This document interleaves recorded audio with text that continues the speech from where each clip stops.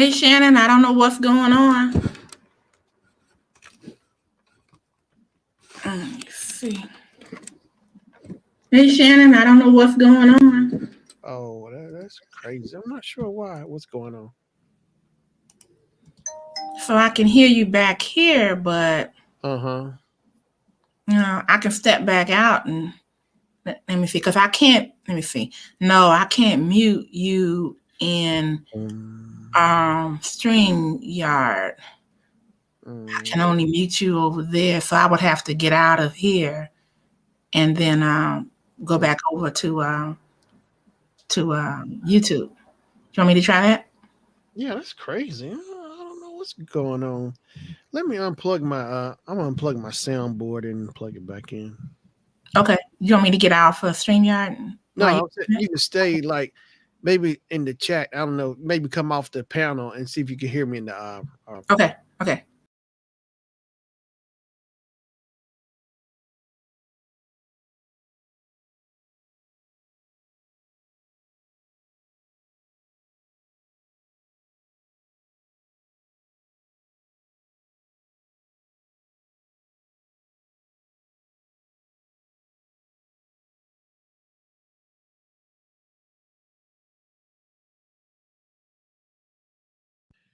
check 1 2 1 2. How's that? Can you hear me now? Check 1 2 1 2. Boop boop ba dum bum bum.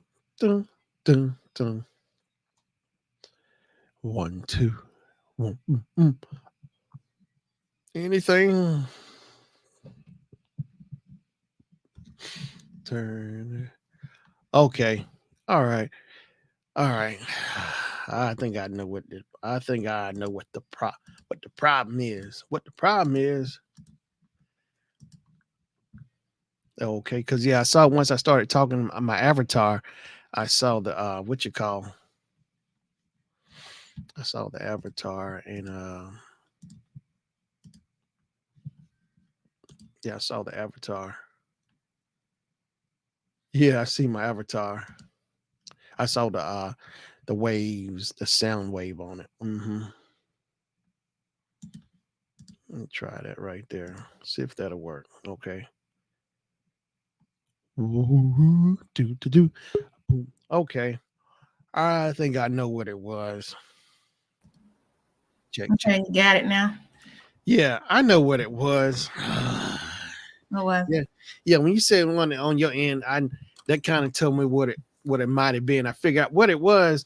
I was sitting here because I had my external hard drive plugged in earlier, and I unhooked it. No, what it was, I had my soundboard plugged into my laptop USB, but I unhooked it because I wanted to get my thumbnail onto the computer, so I unplugged it and I plugged my external drive in. Then I hooked it and plugged it back in. It must have threw it off or something. Soundboard, yeah. Mm-hmm. Technology. Mm-hmm. Oh, well, we have Sorry, I'm late. I was talking with mhm. Finn's sister-in-law. We're trying to get some things ready for tomorrow for the doctor. So, but it's all good. It's all good. That's cool. You know what? Maybe that's why nobody didn't hear me because I was just singing away, "Fly me to the moon." Oh, I was going at it too. Oh, God. No wonder nobody. I was like, wow. Well, I don't know. Maybe that's why they left. I mean, I don't know. But no, I know Oh. my fucking they would definitely get them out. That's what friends are for. Yeah, that's probably. But I don't know why nobody said anything to you. Yeah, cause I'm sitting here just talking. I'm making all kind of sound effects. I was singing Lakeside, turn it up, Uh-uh, turn it up, turn the uh-uh. music up while I'm going. Uh, Wait a minute. I'm see when you came in and said that. Now that'll make sense to me. Okay, it's like, all right, it was a good warm up. You know, I had to warm up, deal with my. okay, okay. Hey, what's up, Zero? I appreciate you coming in, man. Thank you so much. Loving you so much. All right. It happens. It happens. It's like, Yeah. Technology. yeah. Yeah, I like this soundboard though. Hey, you see those links I sent you for the green screens? Yeah, Mhm. was like 30 something for it's easy. I thought about getting another one so that way I'm in the warmer room upstairs and I can just have it behind me and like myself and I still can have my abyss back. I miss it because it's too cold Yeah, out in there. I know that's right. Mm-hmm. Well, I've got one. I just the problem I was having with the lighting, I didn't feel like trying to deal with it. So I just got another background to hold me for now. But Yeah. see, I got, you know, it's Mm-hmm. just like what you was saying. Yeah. But what I did was with my little fast self, I went to the store and I got the soft white. And when I saw your message, I said, God dog it. So I still gotta take those back so I can get the daylight. Yeah, get the daylight. Mm-hmm. And daylight. Hmm. Yeah. I better hurry up and get it back because I bought those bulbs from Family Dollar and I don't know if they're a week or are they a month. I don't know. Oh, I can always use lights, but. yeah. Soft light. But yeah, you usually want to go daylights. What Zero said something to you right there, and then something else. Oh, hey, Vero. That's kind of you. How are you, man? You coming up so you can talk with us? Out here being. Mm-hmm. Mm-hmm. uh, so what are we gonna do? Are we gonna do Cobra Kai? Are we gonna talk about you know something else? Oh, because I enjoyed those links you sent me. Oh my God, Mm-hmm. with a Cora. Yeah. Yeah, I'll still like to do the watching chat, but Okay, cool. yeah, that that Ricky Smiley. Oh God, we were sitting up here. I was up here. It was like 4, 5 in the morning earlier this morning, Oh, listening to him just crying. when I heard him do Maya Angelou, I was like, oh my God. Hello, hello. Oh yeah, Maya Angelou telling those poems. I gotta figure out who does the other character because Ricky is Miss Bernice or whatever, the old lady, but I Yeah. can't figure out who's the guy that does those other impressions. One of those ones you sent me, they were going back and forth with him, and he kind of lost it and was talking in the wrong person. He's like, Yeah, he "That's was good." out. That. Yeah, they called him. He was out of character. Then he like realized they were laughing. Then it ended. Uh huh. Cora. It's unfortunate.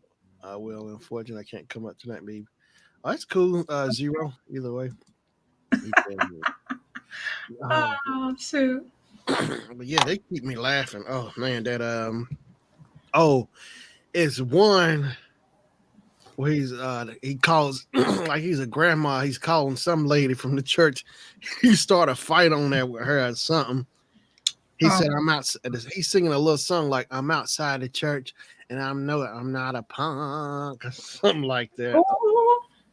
Yeah, I'm telling you, he got stacks of them, stacks of the prank calls and stacks of those heaven calls. Oh God, you should listen to Black Tony too.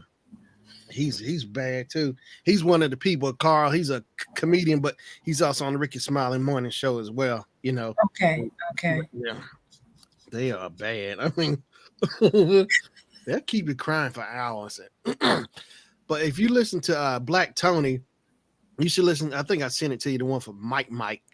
That's the one that really got me. Oh God, that just put me in a corner somewhere. Mike. Mike. Oh yeah, I'm doing well. All is well, Vera. All is well. As a matter of fact, things are going so well. I'm thinking like, what's gonna happen? Because you know how you had those down turns, Yeah. you had those up turns. Yeah. Like, okay, I'm ready for you, Satan. I'm ready for you. Yeah. Get your shields up. Mm-hmm. Let's go. The whole armor of God, right? Yeah. Because All right. I guess I'll get started soon on this is episode 5 of Cobra Okay, Kai. let me get to it. All right. I'm gonna put my earpiece on too. Cobra. Oh, I didn't tell you I wanted to see episode 1. You know, they be tripping me out. Say what now? Oh, I'm like, I want to see episode 5. yeah. Okay, episode 5. Now let me stop it. Okay, so let me get to the where. Okay, so right after the tum tum, that's what I'm at. And All let right. me put on my earpiece, and I'll be ready. Roll film.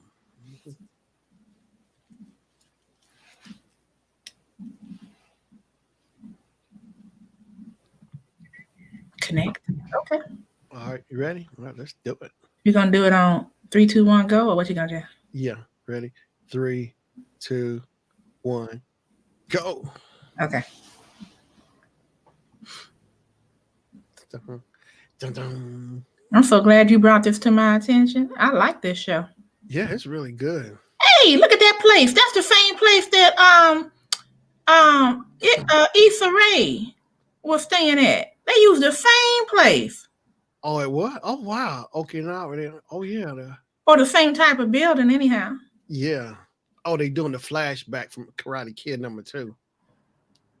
Oh, All right, cause that's old boy from the second one. So he that's messed up. oh,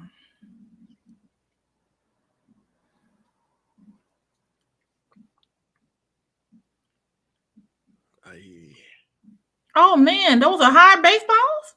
yeah, they ain't. Man, that ain't no joke to get hit with one of those. That's why I knew my mother was a softball girl, and Mm-hmm. her dad was the professional ball player. So it's Okay. like, and her brother, got in the minor leagues, but then he wanted to get married, and he left. Mm-hmm. So he wasn't willing to do what it took.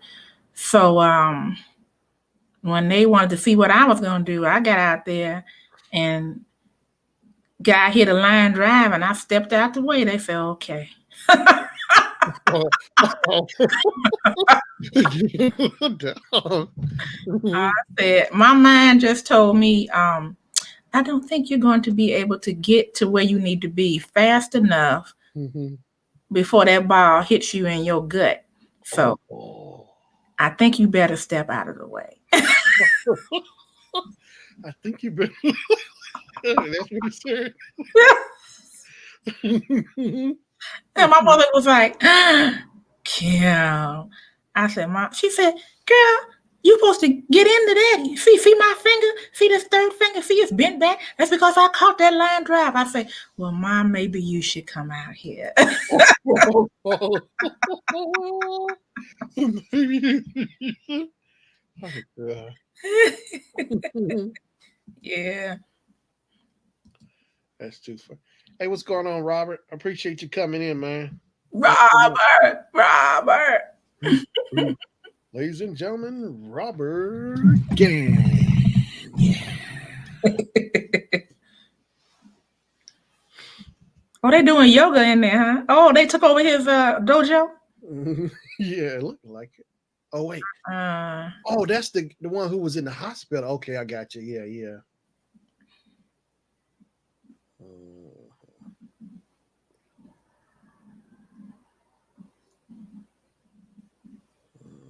Crease. we're not too far in, Robert. We're on episode 5, right? Yeah, episode #5. Yeah.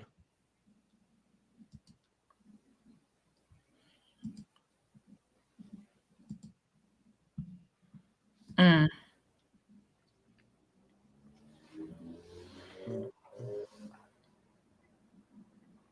Maybe should.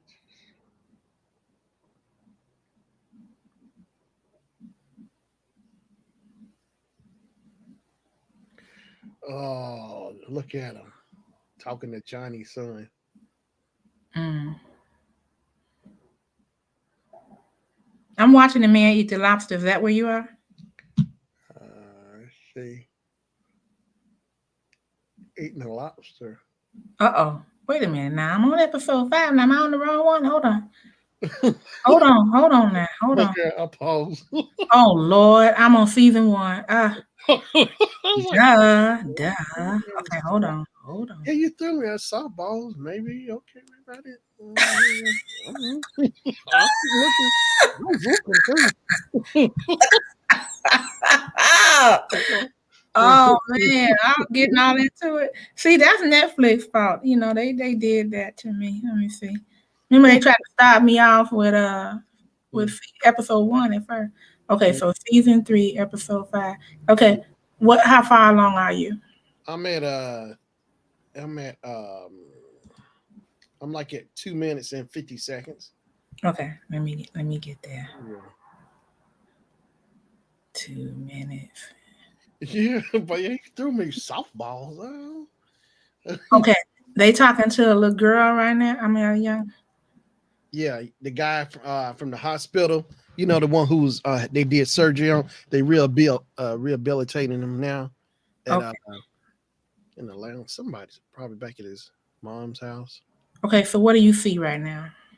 The therapist got his leg up. Okay, let me get to that. Yeah, said 240, Okay, 248, somewhere in there. okay. I'm ready. All right, let's go. All right.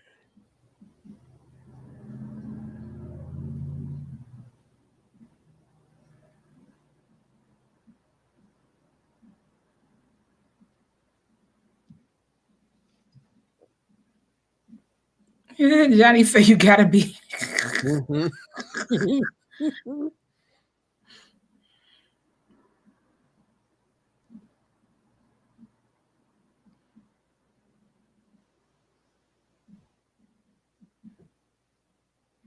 Is that his ex-wife? No, that's Miguel's mom. Okay, got you. Yeah. Hmm.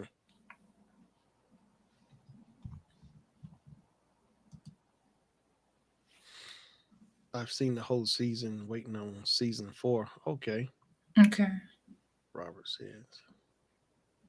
Now he's talking to Big Head, right? Okay. God.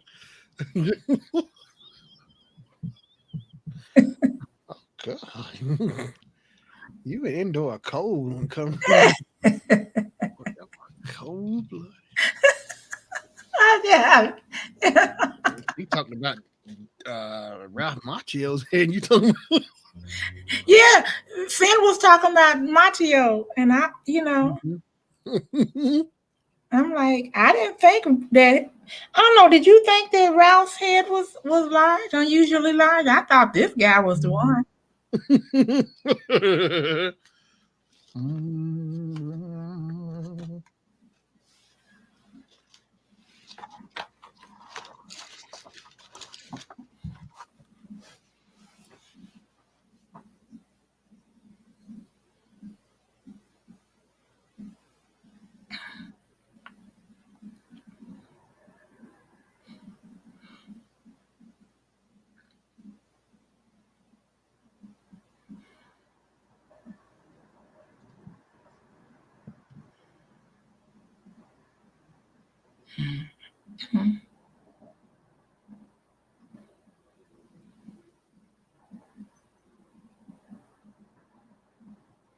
Well, I agree with that too. If you know somebody is coming up in your face, you might want to strike first. Mm.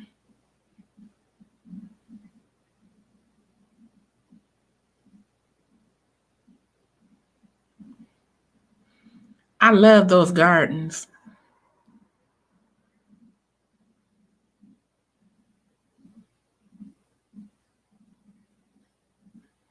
All right.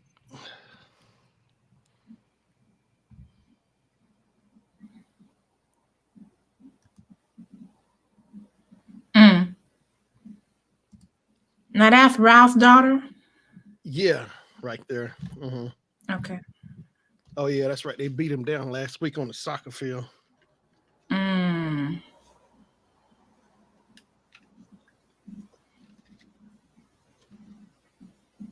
Yeah, that was funny last week.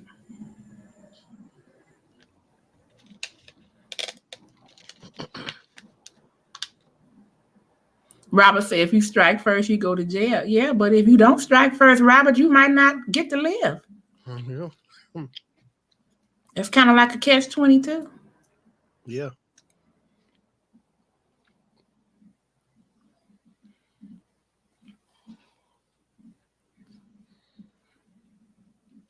I remember at school, somebody would hit me first and then I would hit them. But the teacher caught me hitting because, you hear the noise and the commotion and they see you hitting them. Yeah.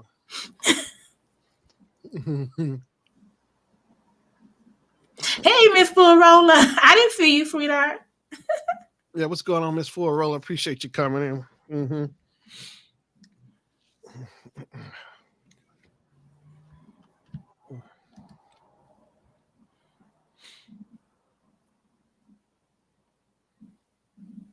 Wow.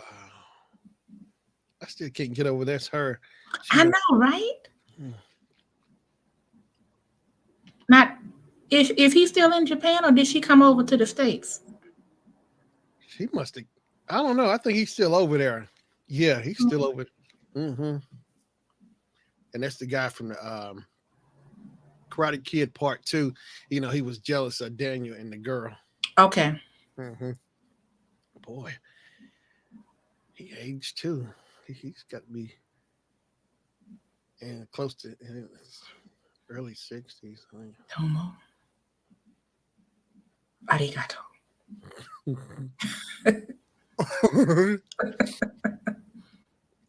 Oh, he mean. I don't want him taking me on no tour or nothing. And I sure not gonna drink nothing he gave me.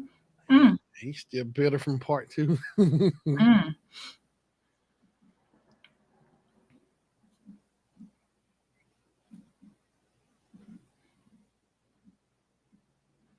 Oh wow.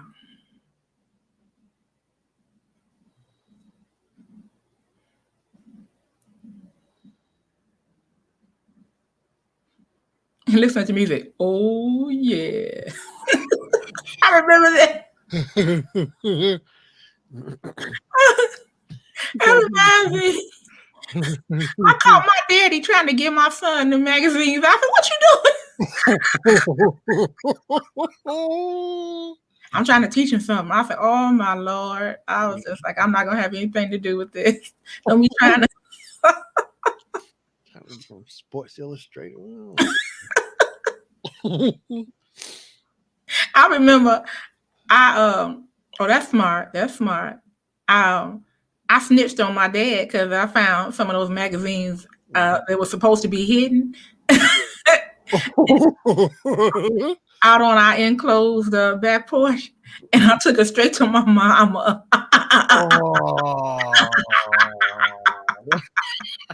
Oh, poor girl. She said, "What? Okay, here.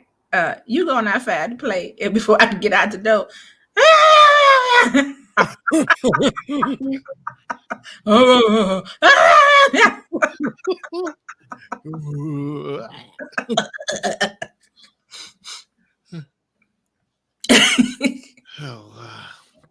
Robert said, "You can take a hit. What a lesson." Yeah. Wow, that's crazy.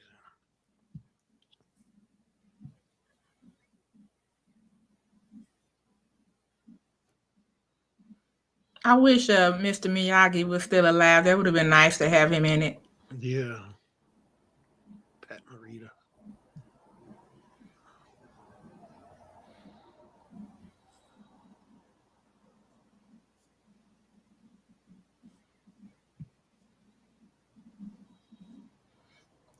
Oh, so he was Japanese and he married a Chinese woman. That's interesting. Yeah.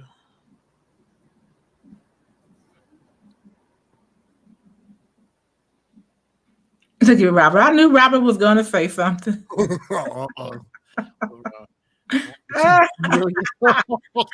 was a little girl. You know how women stick together. I didn't even know how to stick together, but I showed it to my mama.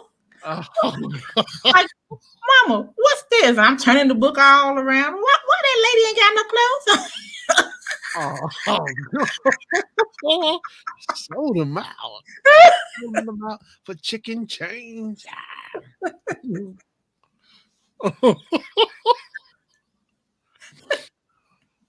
No, I didn't know it. Robert. Oh, you done turned him in.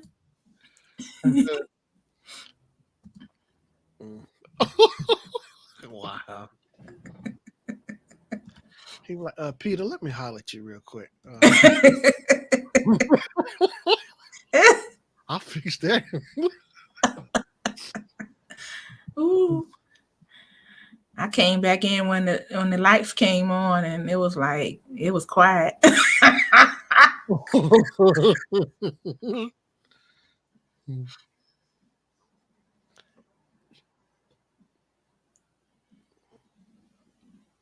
Listening to him talking about secrets.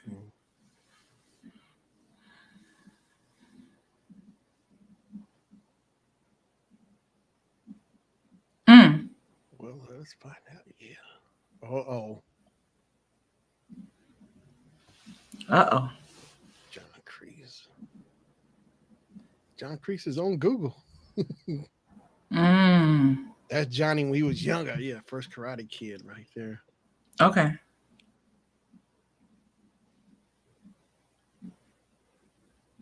Yeah, I remember that. I think I went to the movies to see this. Now that I'm thinking about it, I don't know if I was with my mom or friends. I can't remember.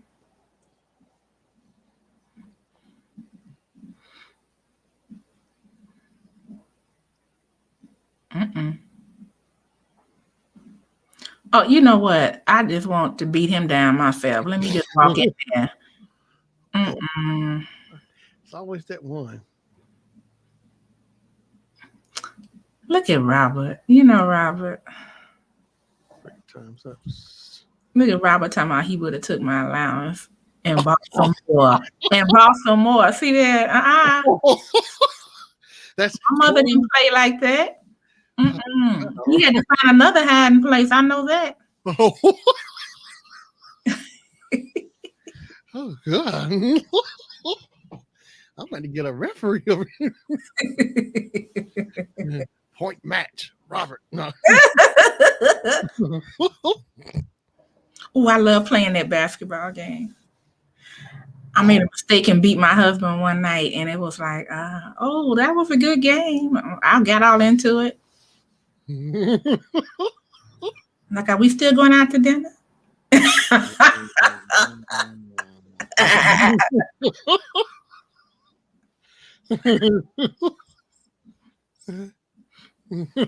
We still going.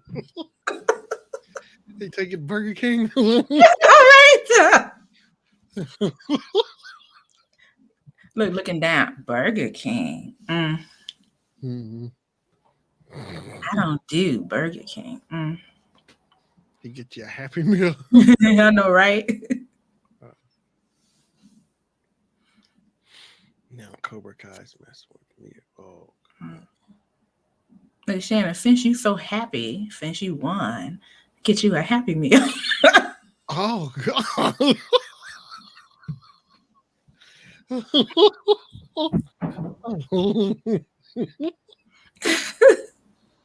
Happy. I promise to be happy. That was a.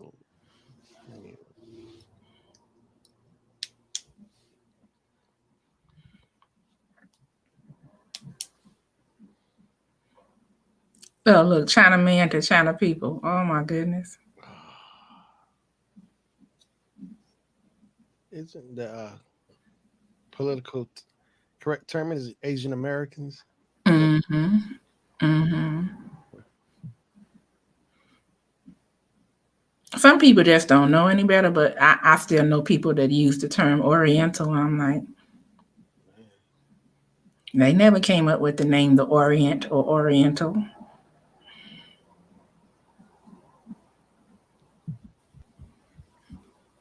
Uh-uh. Oh God. Did he say his shoes turned on fire? Yes. Oh, good.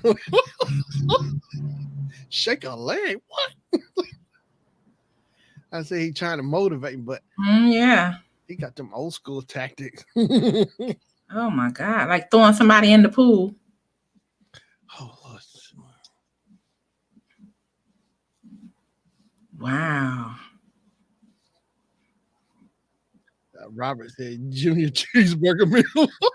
Robert messing with me.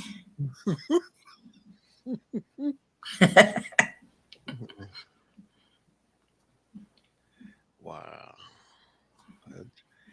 Johnny will figure it out. Like,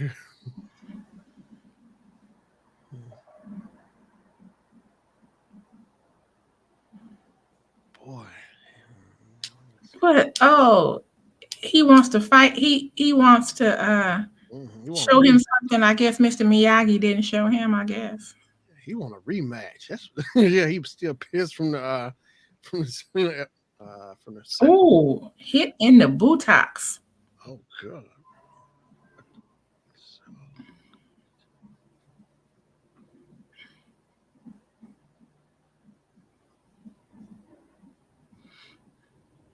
Mm. Good God. Hey, boy, he really taking that. He really holding that grudge bad. That's Hmm. 30-something years of a grudge. Oh, oh. Ooh. Oh, I'm glad he didn't jump down there on him. Oh.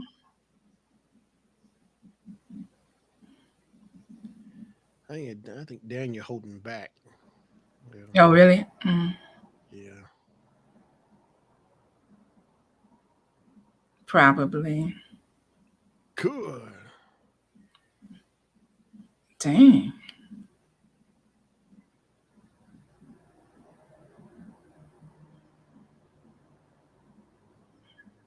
Boy. Mm. Oh, Mm. nice one.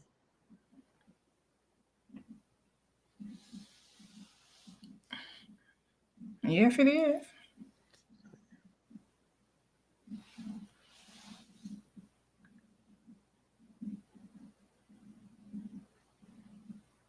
Mm-mm. Mm. Both grunting.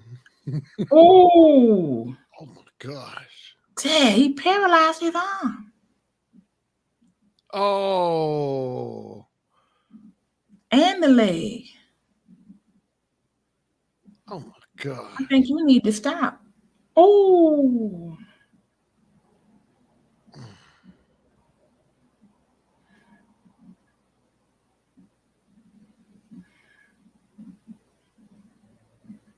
Oh, I say he getting him back. oh, that is him, isn't it? Yeah. I thought he's still mad. And went, "Ah." Oh my gosh.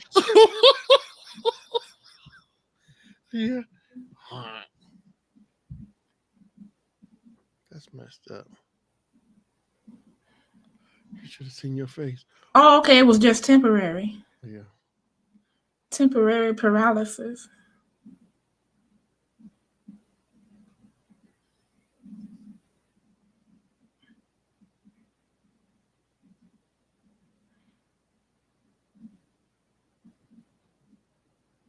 Well, he proved his point. Hmm. I think he got it out of his system. Mhm. Look at Rob just cutting up.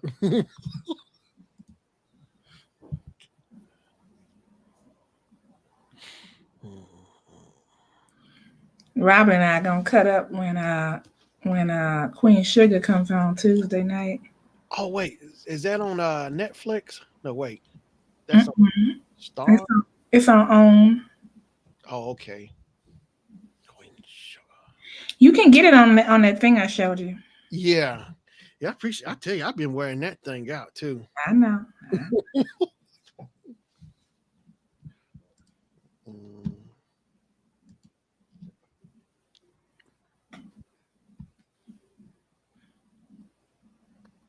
Okay, Robert. Oh yeah, we will. Mhm.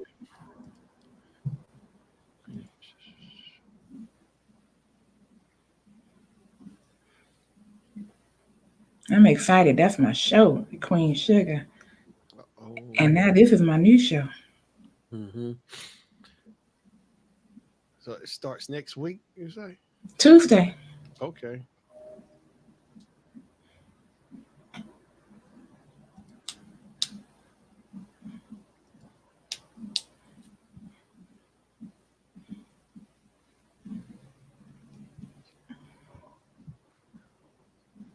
And then I want to see The Handmaid's Tale when it comes back. Handmaid's Tale. Is That that was Hulu. okay? And it comes on once a week. Okay. Handmaid's All right, I'll make note. Queen Sugar. Queen Sugar. That sounds gangster.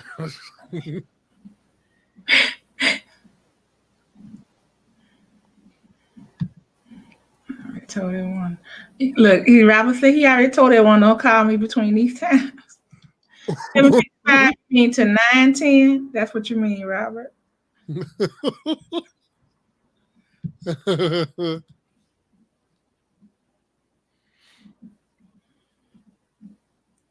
Oh, it's getting ready to go down. No. It's about to go down. Oh yeah, that's right. They beat up the kid at the beat him up at the car wash. Oh, last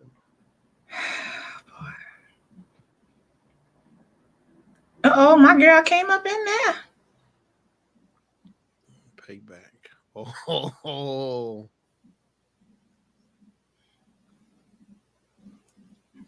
Maybe 10. You're right, Robert, because we probably will get to talking, depending on how many people show up.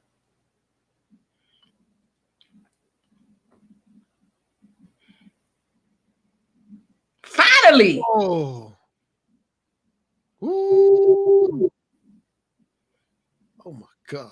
Now, Shannon, what made him just all that time he been laying low? What made him just jump up and kick him in the face? You know, he reached that point. He like a glass. He finally filled up. So I had enough. I Okay. give it Okay. to him. Boy, I'd hate to be doing that. Look at that. He's a brawler because he big. Mhm. I hate to make a mistake while doing that, and kick somebody in the face for real. Yeah. I know it happens. Hmm. Oh,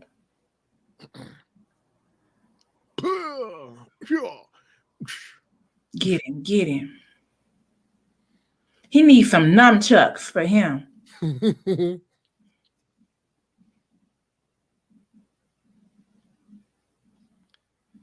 I guess it's a good thing I didn't take karate when I was little. Oh Lord.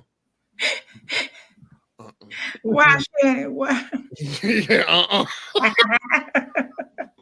Ooh, Lord. That's something power, extra power I didn't need in my hands. Power, Mm-hmm.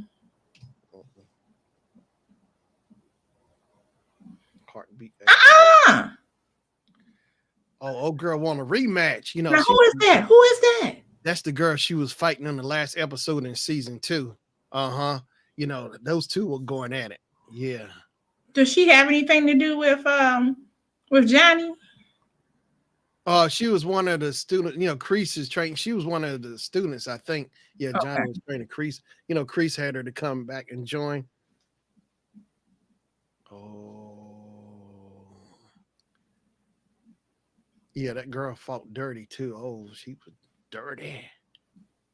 Yeah, Well, she now she knows she can fight dirty too. Mhm. What is that? She had like a brass knuckle with spikes on it. Hmm. Wow. She had that.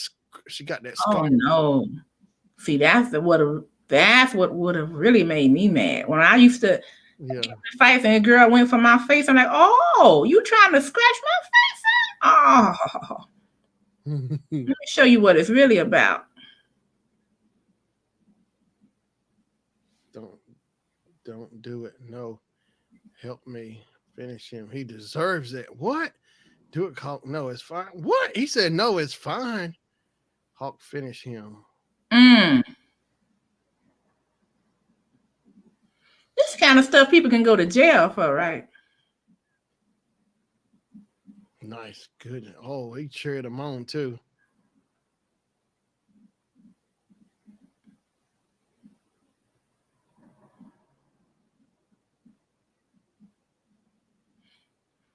Well, why is she sitting over there cowering? Isn't she the one that came all up in there? Hmm. At least Oh. joke, the flashbacks. It just, Mm. mm, she didn't come through in the clutch. Yeah, it's just, it all came back and just made her freeze. Mm. Robert said, I want Aisha to come back to. Yeah, yeah. Shannon would be a mess in the street.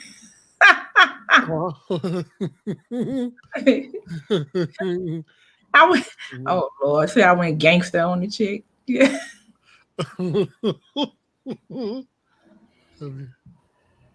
No, no, no, no. Ain't nothing about paralyzing nobody. Yeah. It's just that, girls, they try to fight dirty like that because they really jealous of you, and they want to scar you up. So no boy wanted to, have anything to do with you. Oh yeah. Like, oh, you instead of you trying to hit, punch and everything, you trying to clown my face up. Okay. Yeah. Go for the eyes, the hair, the. Oh Lord. Rob said Chicago style. Oh, good. Ask Michelle. Ask Michelle Obama. Oh, that's right. She from Chicago. She a homegirl too. Yep, she grew up about 7 blocks from me. Wow. So Miss Fuller, yeah. So y'all all grew up in Chicago at the same time on different streets or whatever, or Pretty much close to it. wow, shot town. Keep it gangster. Keep it gangster. And we didn't know each other, and that's something. Now, Hmm. Yeah, it's crazy. Like with Bozo, I didn't know he was from my home. We from the same hometown, but I told him I never crossed paths with him in school. Mm. Yeah. Oh, you all even went to the same high school? No, that's the Oh, thing. Bozo's much older than me, but I never ever recall seeing him any time going to school anywhere in our hometown back home. But okay. and Cynthia said she got family down in North Carolina too. I was like, wow. Mm-hmm. Mm-hmm.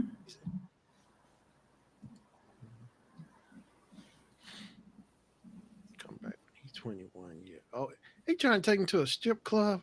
Oh, Wow. he's got a bucket list.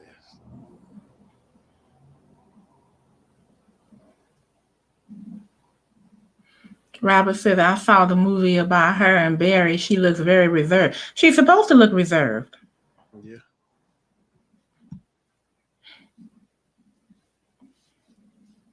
Let somebody step to Barack. Let him. You'll see. Let me see here. How do look, I ain't gonna have this. Oh, yeah. What's that? Did I hit? You got it. Is it timeout or no? Wait, which one? Remove. Uh,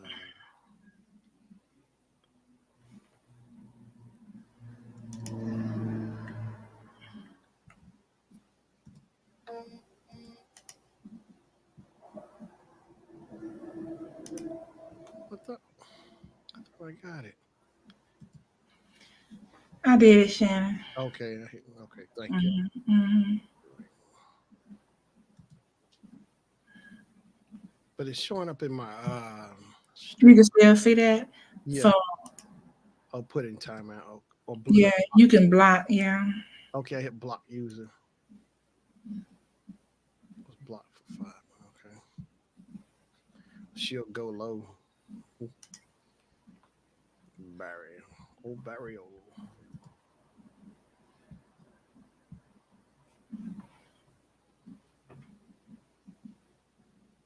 no snitch.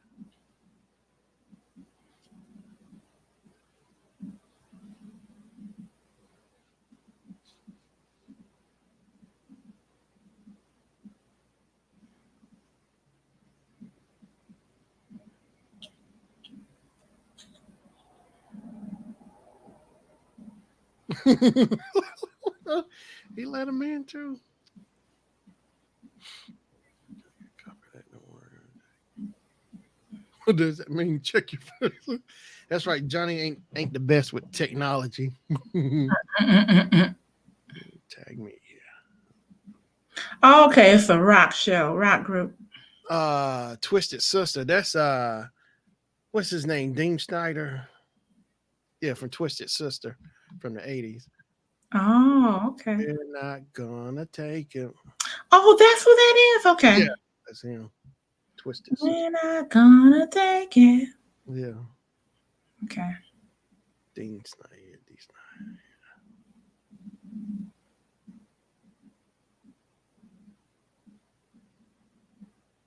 Wow.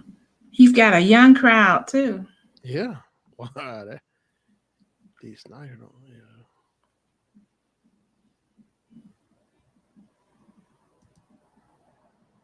Yeah.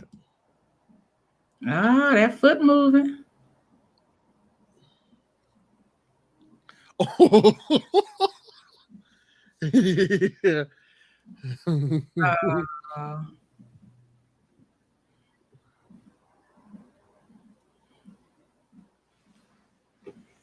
tell your fun.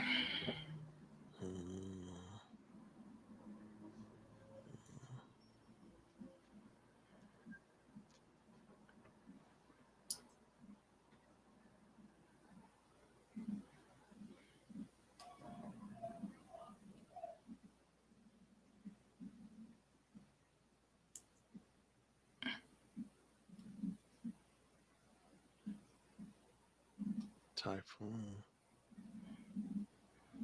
Oh, Oh, that was her. yeah. Oh wow. I remember that. He saved off the pole. That's her? Wow.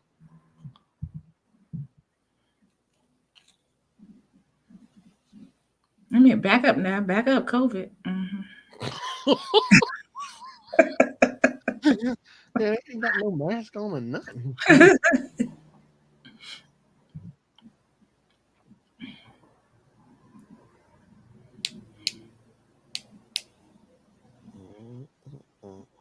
Oh, she can help him. Oh. Yeah, that's his connection right there. Like Auntie Yoki said.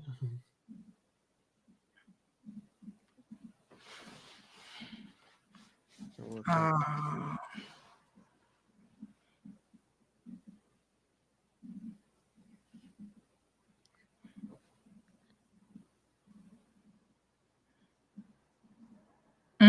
I should hope so. I'm about to save your business. Hmm.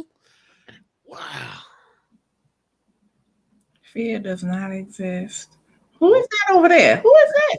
that's his wife, Daniel. Oh, I'm talking about over there in the shadows. Oh, that was a dummy when the kick. Oh, Yeah, you look kickbox. real live. I don't know what. Yeah, I thought about getting one. Mm-hmm. Mm. Punch for kicking. Yeah. I knew people that put those dummies in their cars for HOV, Mm-hmm. so they wouldn't get caught.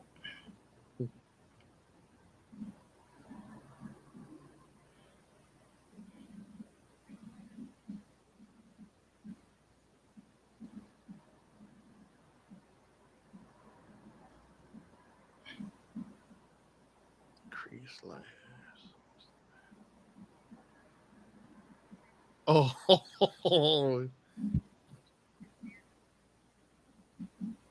a band of karate thugs. Woo!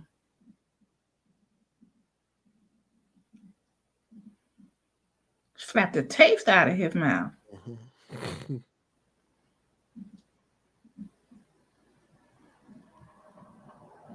His foot moving. That's good. Know anything after the 80s? I see. Mhm. And they get in Boston doing that. They get in Boston doing that. Hmm.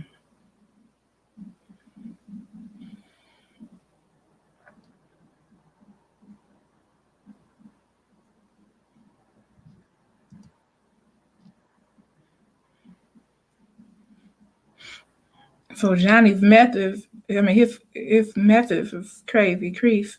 But look at that. Yeah. He got his foot moving. Yeah.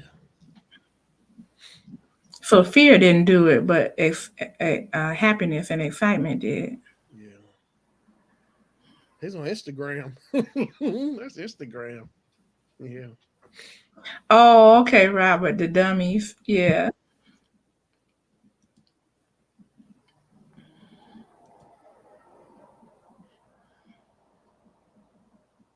Oh wow, Allie Mills.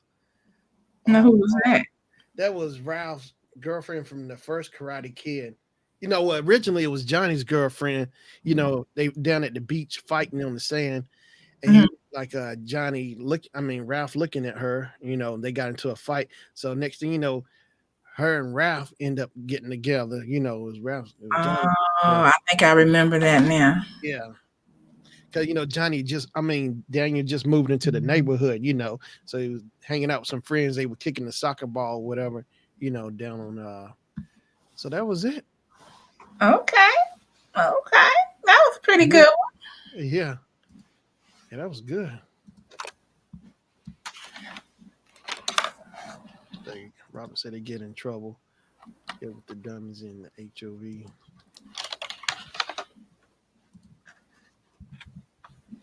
Yeah, that's got to be a mess to get pulled over by a cop and you got a dummy sitting in your seat. Hmm.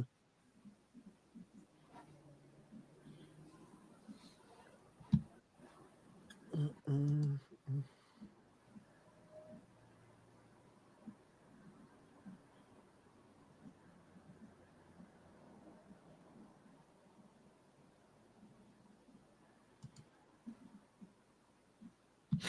Yeah, that was good. Oh wow, that was good. So old Allie finally brought her in.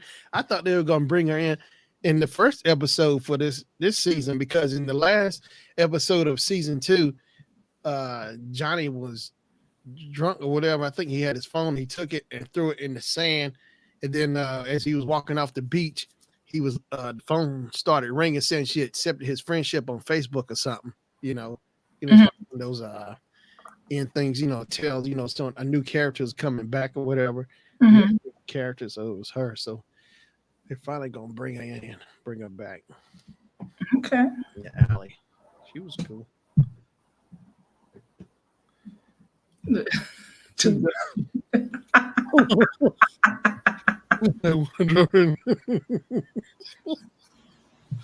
You can learn a lot from a dummy. Just the commercials.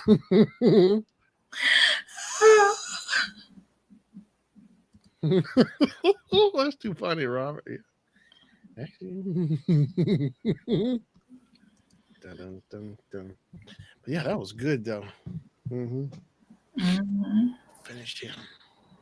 Yeah, and so now how many episodes I yeah, left. yeah, how many are left? Let me see. It should be.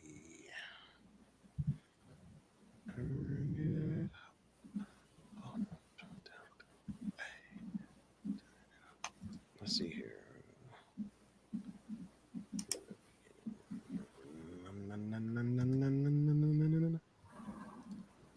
If I can just, I'm gonna stand for it. Nah, nah, nah, nah. Dun, dun, dun, dun, dun, dun, dun, dun.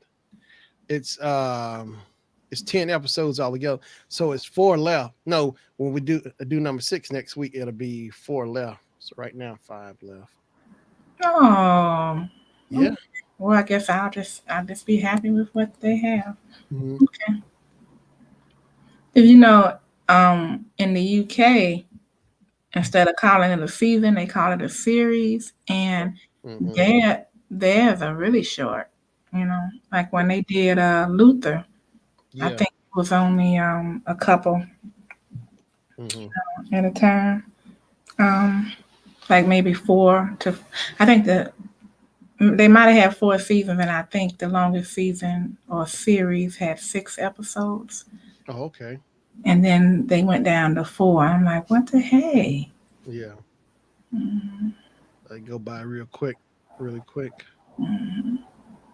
I've been catching up on Doctor Who. Oh, I want to go back and get the old school one from the 70s. I think the guy with like the curly afro and the sideburns. He was my favorite. That was Tom Baker, number 4. Okay.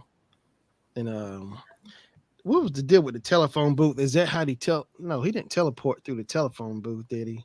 It's called the TARDIS, and the TARDIS is a spaceship, and Oh, it travels through time and space. okay. Hmm.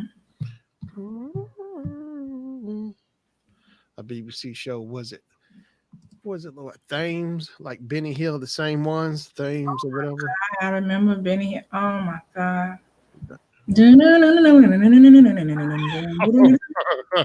My mother used to holler watching that show. Yeah. And then when I heard that music, when it's always seemed like all the episodes ended with them running, chasing those ladies or whatever. And that music speed up, you know, it was the running scenes, the chasing scenes. You know, I know it reminded me of Monty Python's Flying Circus, yeah. Oh God. stuff like that. Oh Lord, they was. They they were stupid funny. John Cleese, I remember him. That he was on that show. Was the Alton Towers. yeah? Because I think they might have all the episodes on YouTube. And then not a lot of them, unfortunately, but yeah. Yeah, John Cleese. Yeah, he's. His name was Basil, and his wife would go, Basil, Basil, Basil. When he was doing something stupid, I never will forget one time. He was trying to, I don't know, change a light, but he was trying to do something. And he had his hands like this. And the lady opened, his wife called him, so he turned, and the lady opened the door and stuck her, it was like her chest went right in his hand. His wife came up the stairs right at that moment. It was just like, get downstairs.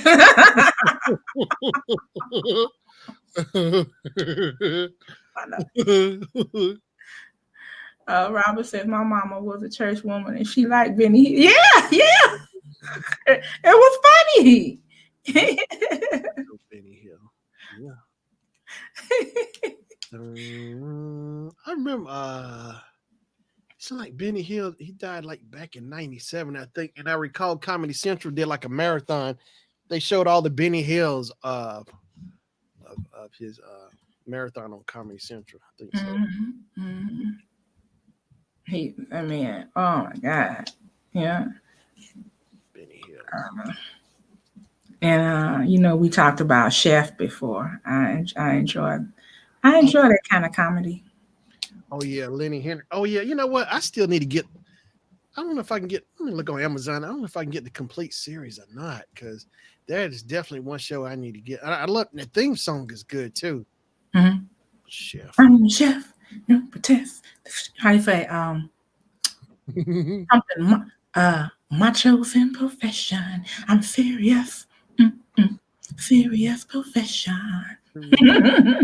Yeah, it's like that was like one of the outside of Benny Hill and maybe Doctor Who. That was like one of the shows because I actually started watching the reruns like back in 2003, I recall, and I couldn't believe I allowed the feeling. I actually liked it. It was really good, and it's like like one of those BBC shows. I actually enjoy better than some of the stuff over here. Oh yeah. You should check out. I think it was called The Musketeers. That was a BBC joint. That was really good. Yeah, that was really good. It's like when I listen to the audiences laugh on those BBC shows. It's like it just seemed like their laughter seemed more real than like here. I mean, it's like you can really feel it. They really enjoying it when you're hearing them laugh. They really into it. It's like, yeah. Well, if you really want to laugh, Lenny Henry's, I don't know if they were married or if they were, just in a relationship, but Dawn French, she played in a show called The Vicar of Dibley. That you would die laughing. Okay. Oh wait, Dawn French. Wait. I'm thinking about Jennifer Saunders. I think they were friends. Jennifer Saunders and Don French. That because I think she was part of AbFab. Maybe let me see. Okay. Yeah, because Don French. Let me look it up. Don French. Let's see here. Screen share. Don French. Here we go. French and Saunders. Yeah, that's her. Okay, let me screen share. I hear the racetrack. They got them Dodge. That's quiet too. Mhm. I can't wait till I can move to a quieter street. Mm. So that's her right there. Don Hmm. French. Yeah, I've seen her. So her and Jennifer Saunders are friends. Yeah, French and Saunders. She is an actress and writer known for French and Saunders. The Vicarage at Dibley, 1994. Hmm. Oh, and Eric, she was in Harry Potter? Oh, wow. I didn't even know that. Okay. Episode. So it's 5 seasons. Okay. I didn't watch Harry Potter until lately this past year because Mm-hmm. when it first came out in the books, Yeah. I used to keep it from my son because I remember I was watching this documentary and they had two people who practiced witchcraft. One was a witch and one was a warlock, and they said that the author of the book, J.K. Rowling, had used real incantations in her novels, and that they, as people who worship Satan and who are involved in witchcraft, do not allow their children under the age of 18 to read those books. And that just blew me away. And I Say what? said, What? yeah, that just blew me away. And I said, I bet you my child not gonna get a hold of it, not on my watch. Now, he could have, how children are, they go over somebody else's house or something. Yeah. But I would purposely go to the when they have the book mobiles come up to the school, or they Yeah. have things like that. Mm-hmm. They all the kid before, okay, I would be there to volunteer, and all of the kids would come in there looking for the Harry Potter books. I had hidden all those books. Wow. Yep, and I told them, I said, "Oh no," I said, "I'm sorry." I said, "They sold out, but how about this book right here? This is an interesting book." Mm-hmm. Mm-hmm. Mm-hmm. Wow. Yeah. So when somebody that practices the dark arts tells you that it's too powerful for their own children. Mm-hmm. Yeah. Well, yeah, I can dig that. That's crazy, man. Hmm. So it doesn't mean that if you read it or if your child read it, that they've been taken over or possessed or anything. But what it is that just like anything, it can open the door Mm-hmm. to thought processes that you may not want your child to have. Oh, I got you. Leading, open the door to another path or some other. Yeah, and let's say if you haven't prayed over your child, or if your child isn't saved or what have you, and they're reading something like that, and it opens this door, for something unclean to start working on they mind and everything. It's more difficult because the actual was it, trying to think, was it his wife or was it him? I think it was the warlock, and he said that when they start praying over people curses and things like that, that they can see an aura around certain people and lets them know, that they can't, that person is a follower of Christ and they can't break through, to that. So they just move on to the next person. Oh, okay. I'm like, mm, interesting. Yeah. Hey, what's up, information man? What's going on? Appreciate you coming in too, Hey, bro. hey, information man, what's up, my brother? Information man. Oh yeah, yeah, yeah. That's the more proper Mhm. word for it, a gateway. Hmm. And I read a book. I'm trying to think of the man's name, but maybe next time I'll have it with me. But he was very high up in the Satanic Church, Yeah. and he told some of the things that they would do, like they would pray over different regions and things like that, and call wreak havoc. And Mhm. he said that if he's no longer with them, or so he says, but he says that if he said Christians learn about um, holiness, and he said that people in the Satanic Church focus on spiritual warfare. And he said, if you knew your power as a Christian, he said you wouldn't have any problem at all with, you know, um, things, that don't abide in God's word, that are wicked, things like that. You wouldn't, but he said, you don't know enough spiritual warfare.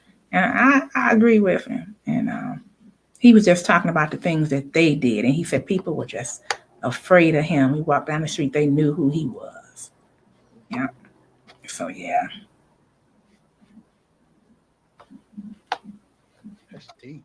Oh, yeah. Yeah, I almost had an encounter with one time. That was before that I knew the power of Christ. But I was in college, and one of my friends was a resident, a RA, resident advisor, and she wanted to see what was in this guy's room, and a couple of guys that we knew wanted to see too, because he always wore black. He was like gothic, goth, Yeah, the golf. Mhm. and so we went in his room, and I saw an altar, and I saw this huge book open, and then I saw things hanging off the ceiling, and that's all I needed to see. I just turned right back around. Well, time to go. Mhm. Like, And I said, I don't want him to even know I was anywhere near his room. oh, And I don't know what they did, but I was like, hmm, mm, you know. yeah. God, I had stuff hanging off the ceiling. Oh, I, I Lord. never will forget that. That's all you need, wasn't it? Mm-hmm. Mm-hmm. I said no. And then my son actually had a friend that he let's see, I think he met him in middle school.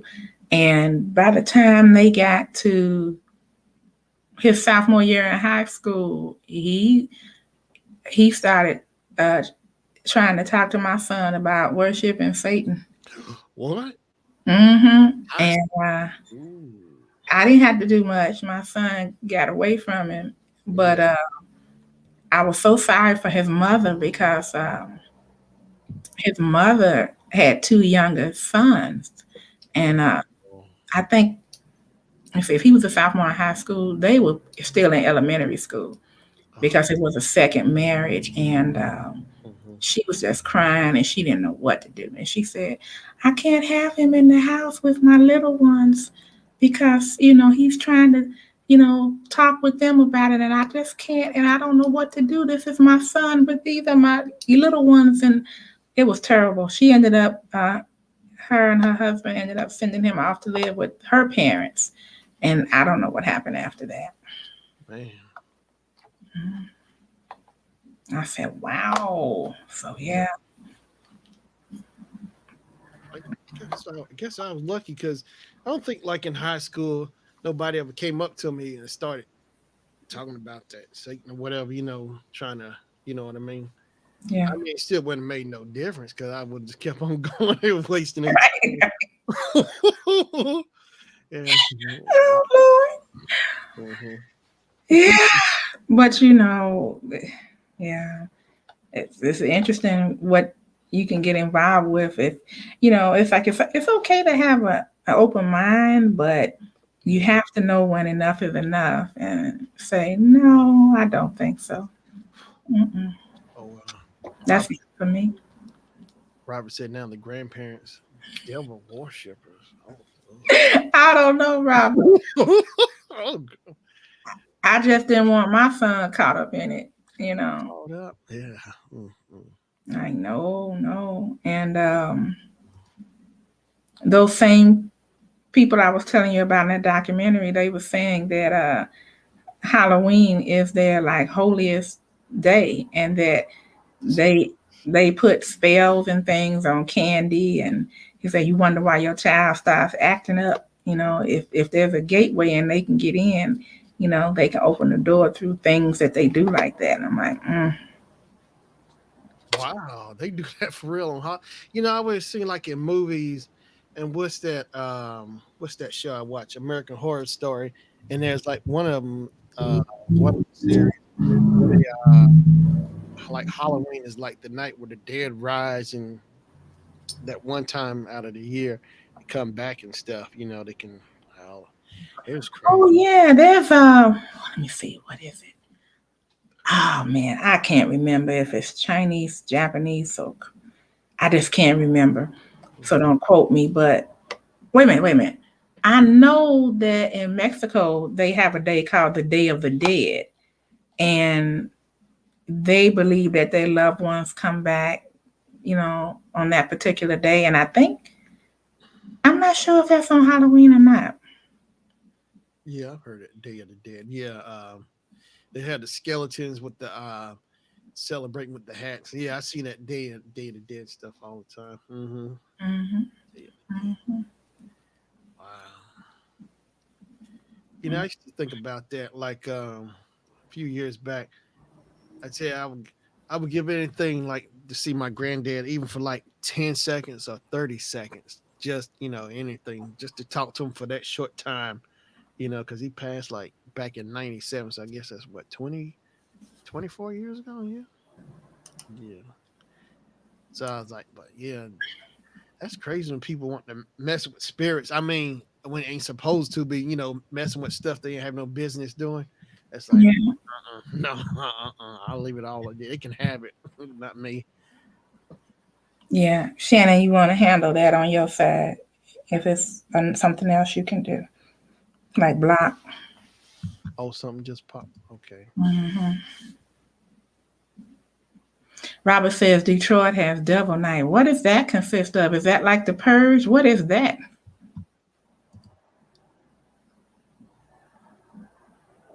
Oh, you already took care. Okay, I don't.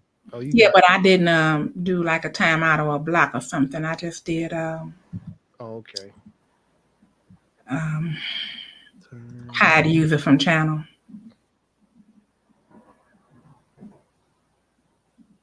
Oh, put use on. Okay. All right. Yeah, I don't see nothing in my Okay, okay. stream yard. So okay, but yeah, you got them. All right. I don't know why they just run around anyway. Yeah. I like how Geo said, click, click. Mm-hmm, mm-hmm. Unleash the click. Hmm. Oh, okay, Robert. Detroit. They celebrate evil on Halloween. Wow. Mm-hmm. Mm. Yeah, and I think the name of that religion, I know the military had to approve it, was called Wicca. So Hmm. it's interesting.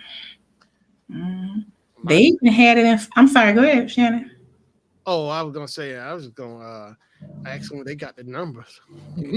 Oh, The lottery number. Okay. yeah. They even I know, right? They even have it in some states where they were teaching children about the Church of Satan. I'm like, what? Yeah, because they had passed it as an official religion. So I said, Really? we're going too far now. Yes, you look it up. I don't remember what state or states it was. I'm gonna hold off looking at it. I want my computer to melt. Oh, I'll tell you guys this.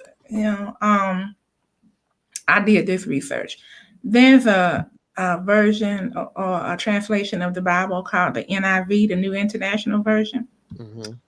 Do not use it. I do not use it because I saw some inconsistencies in it as far as some scripture missing and also some scripture that was translated differently. So Yeah. I did some research on it, and I found out that that particular Bible was published by this publishing company called Avon. And Avon is a subsidiary of this huge publishing company. I can't remember the name offhand, but that publishing company and its umbrella is owned by Rupert Murdoch, and Rupert Murdoch is, I believe, he's an atheist. Oh, So I had it all written down. I put it on Facebook. If I remember, I'll get it for yeah. next time. But I'm like, that explains it. Wow. hmm So the King James is the best version to read. The King James, or You know what? I think the King James is the oldest that we generally know of. But I'll tell you what, one of my associate pastors was talking to me today, and she told me about this version called TPT, which is the Passion Translation. And I was like, oh my God, I love it. What I do is I use the King James and I use it in parallel with one called the Amplified Bible. Not the Amplified Classic, but Amplified. And the Amplified is supposed to use the Hebrew from the Old Testament and the Greek from the New Testament in translating what they meant at that time. Okay. So I like to use that. But then I was reading the Passion Translation today. I was looking at that scripture after I looked at it in King James and also in Amplified. And the Passion has it's interesting. I like it. And, I go to this place online called the Bible Gateway. yeah, It's called Bible Gateway. I don't know if it's .com or .org. And you can look at the different versions once you look up your scripture. yeah. And I was like, oh wow, it brings a new light to it. Wow. So yeah, um, King James can be confusing to a lot of people, Mhm. um, but you have to be careful on who you use to unconfuse you. That'd be- oh, Right, right, right, right. So have to yeah, yeah. default. Mm-hmm. So Default. I'll give you an example. Like in the NIV, I can't remember the scripture where it is, but it says something like that God has made man a little lower than the angels. But that didn't make sense to me. So I started doing research because I know that he gave us authority over all things. So, and I know that we could command the angels in his name. So I did some research and come to find out in the Amplified, it shows you that the word that was used in the Hebrew was Elohim. And Elohim is translated at that time to be God. So it means man is a little lower than God, not the angels. See? Wow. And So see how people can get confused? so it's saying like man's at the same level with angels, or No, it say a little lower than God. I don't know.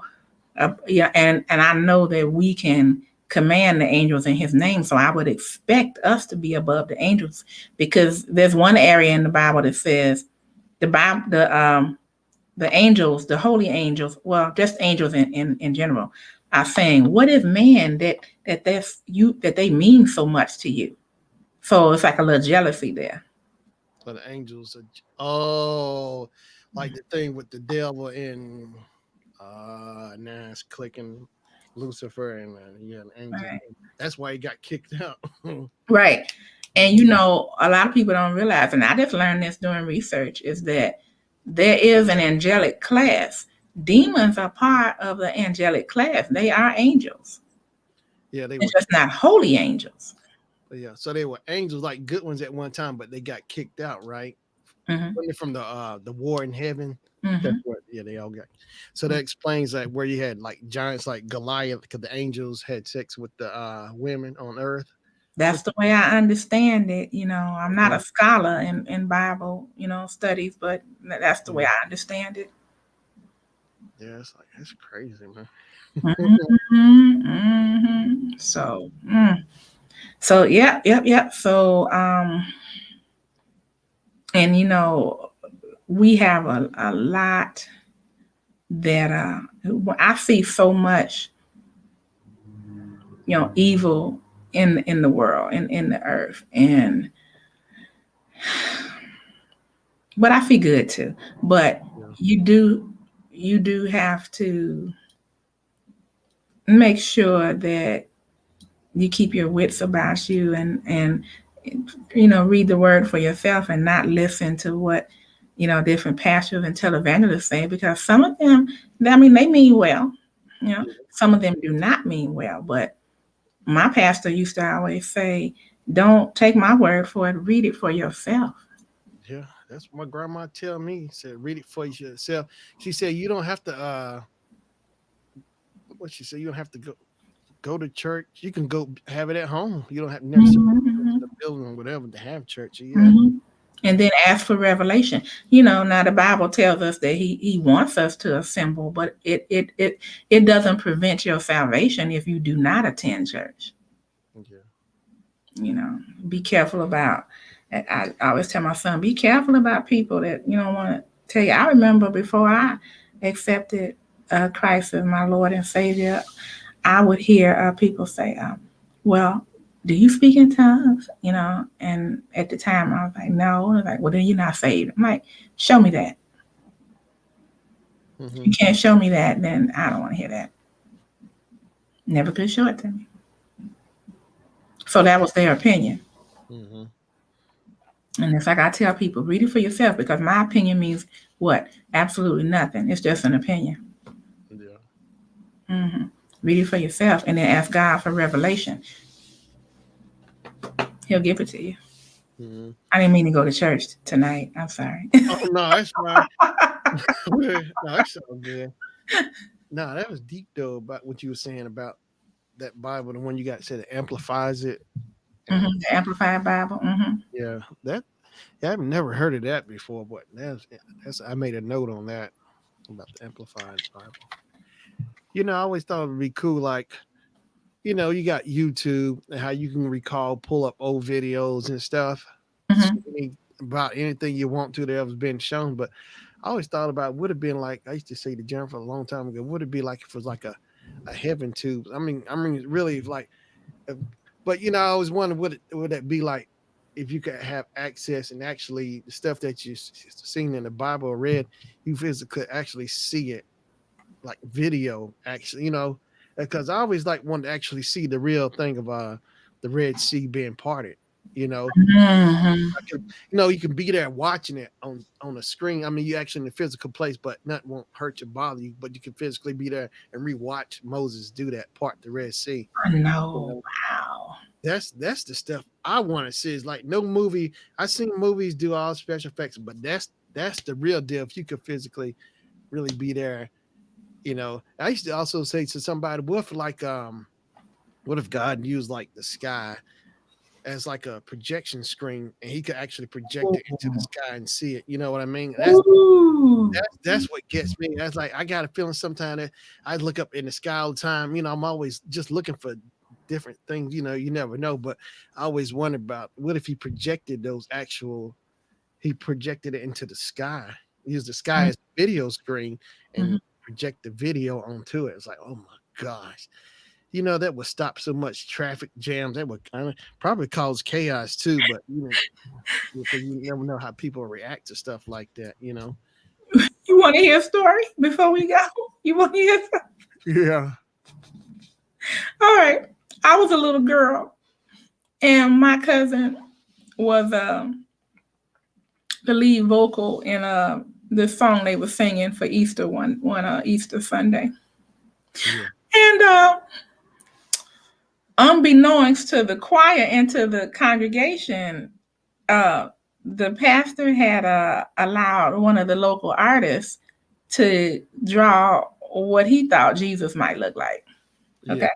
So he had it on like this huge, I guess you want to say canvas, and he had this mechanism where you could roll it up.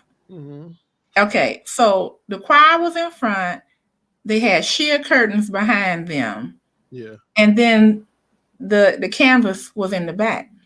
So she started singing, "He's coming, he's coming soon." I can't do it justice, but she was just singing, and the choir was coming in, and oh, and all of a sudden they started rolling the picture up, Mm-hmm. and people thought it was real. Let me tell you, people started busting up out the church. I couldn't believe it. People were hollering, "Ah!" Oh, oh God, I couldn't believe it. And my cousin had to stop singing and she started laughing. She said, "If it's Jesus, where he going? Why they running?" So they had these glass doors outside the church. And people was hitting them doors. Crash! Glass was just spatting everywhere. They was trying to get up out of there. So I said, Oh God, I wish I they could. had to quiet the church down. Or people was, "Ah, ah, it's Jesus, ah." I was like, and my mother was just sitting there. She was so tickled. She said, "Oh my God." You know, I think it took them about 20 minutes before they could get the church back, calm down. A forensic. Oh God. Like that. They done told on themselves or something. They don't. Yeah. It's like, okay, first of all, why are you running if it's Jesus? Second of all, uh, what, I mean, where you gonna hide? Yeah, you can't run or hide. Robert said, because they were all sinners. Oh, yeah. I'm like, but they hit those glass doors though, Shannon. They What? had to open the doors because they were shattering the glass doors. Oh my gosh. Good Lord. Yeah, that it's like the teacher coming. They used too much Windex, I guess. It's like because they did not see the door. Good. Is that clear? Oh my God. That's oh wow. Yeah. Hey, you guys, can we get some thumbs up for any? I should have asked before because those two trolls put a thumbs down. That's all right. We still got the time. Still got the watch hours. I love it. That's crazy. Wow. Wow. Yeah, I'm like strange things happening. Like, Mhm. I was just scared because everybody jumped up and started screaming. Not Mhm. everybody, but a good portion. Rob said, yeah, yeah, you can, but you can't hide from God. That's true. Yeah. So I guess they wasn't ready to go back. To go was like, where did you think you was going? You know. I'm going home. Right. And for some of my friends, they would tell me, "Well, I don't believe in God," and I said, "Okay, that's okay. I mean, he believes in you, but it really doesn't matter whether you believe in him or not." I said, "Because when you close your eyes and it's time for you to go, when you open them up, you're gonna be in front of him, and you're gonna kneel. So you just have to decide which way you want it." I know. I think about that. Everybody get to see him. That's for sure. It's like wow. hmm So, but as I was maturing as an adult, I was wondering, like, okay, I was raised for the most part as a, let me see, yeah, as a Christian. I went to Catholic school all throughout. Let me see. I think I went to public school for about 2 or 3 years, and then I went to Catholic school for all the way up through high school. And but I changed from being a Catholic because I could not go along with some of the things that they taught. So, Yeah. um, but here's the thing: I was just wondering, like, okay, so other people grew up in different countries, and so I know it has a lot to do with how you're raised and the exposure that you have.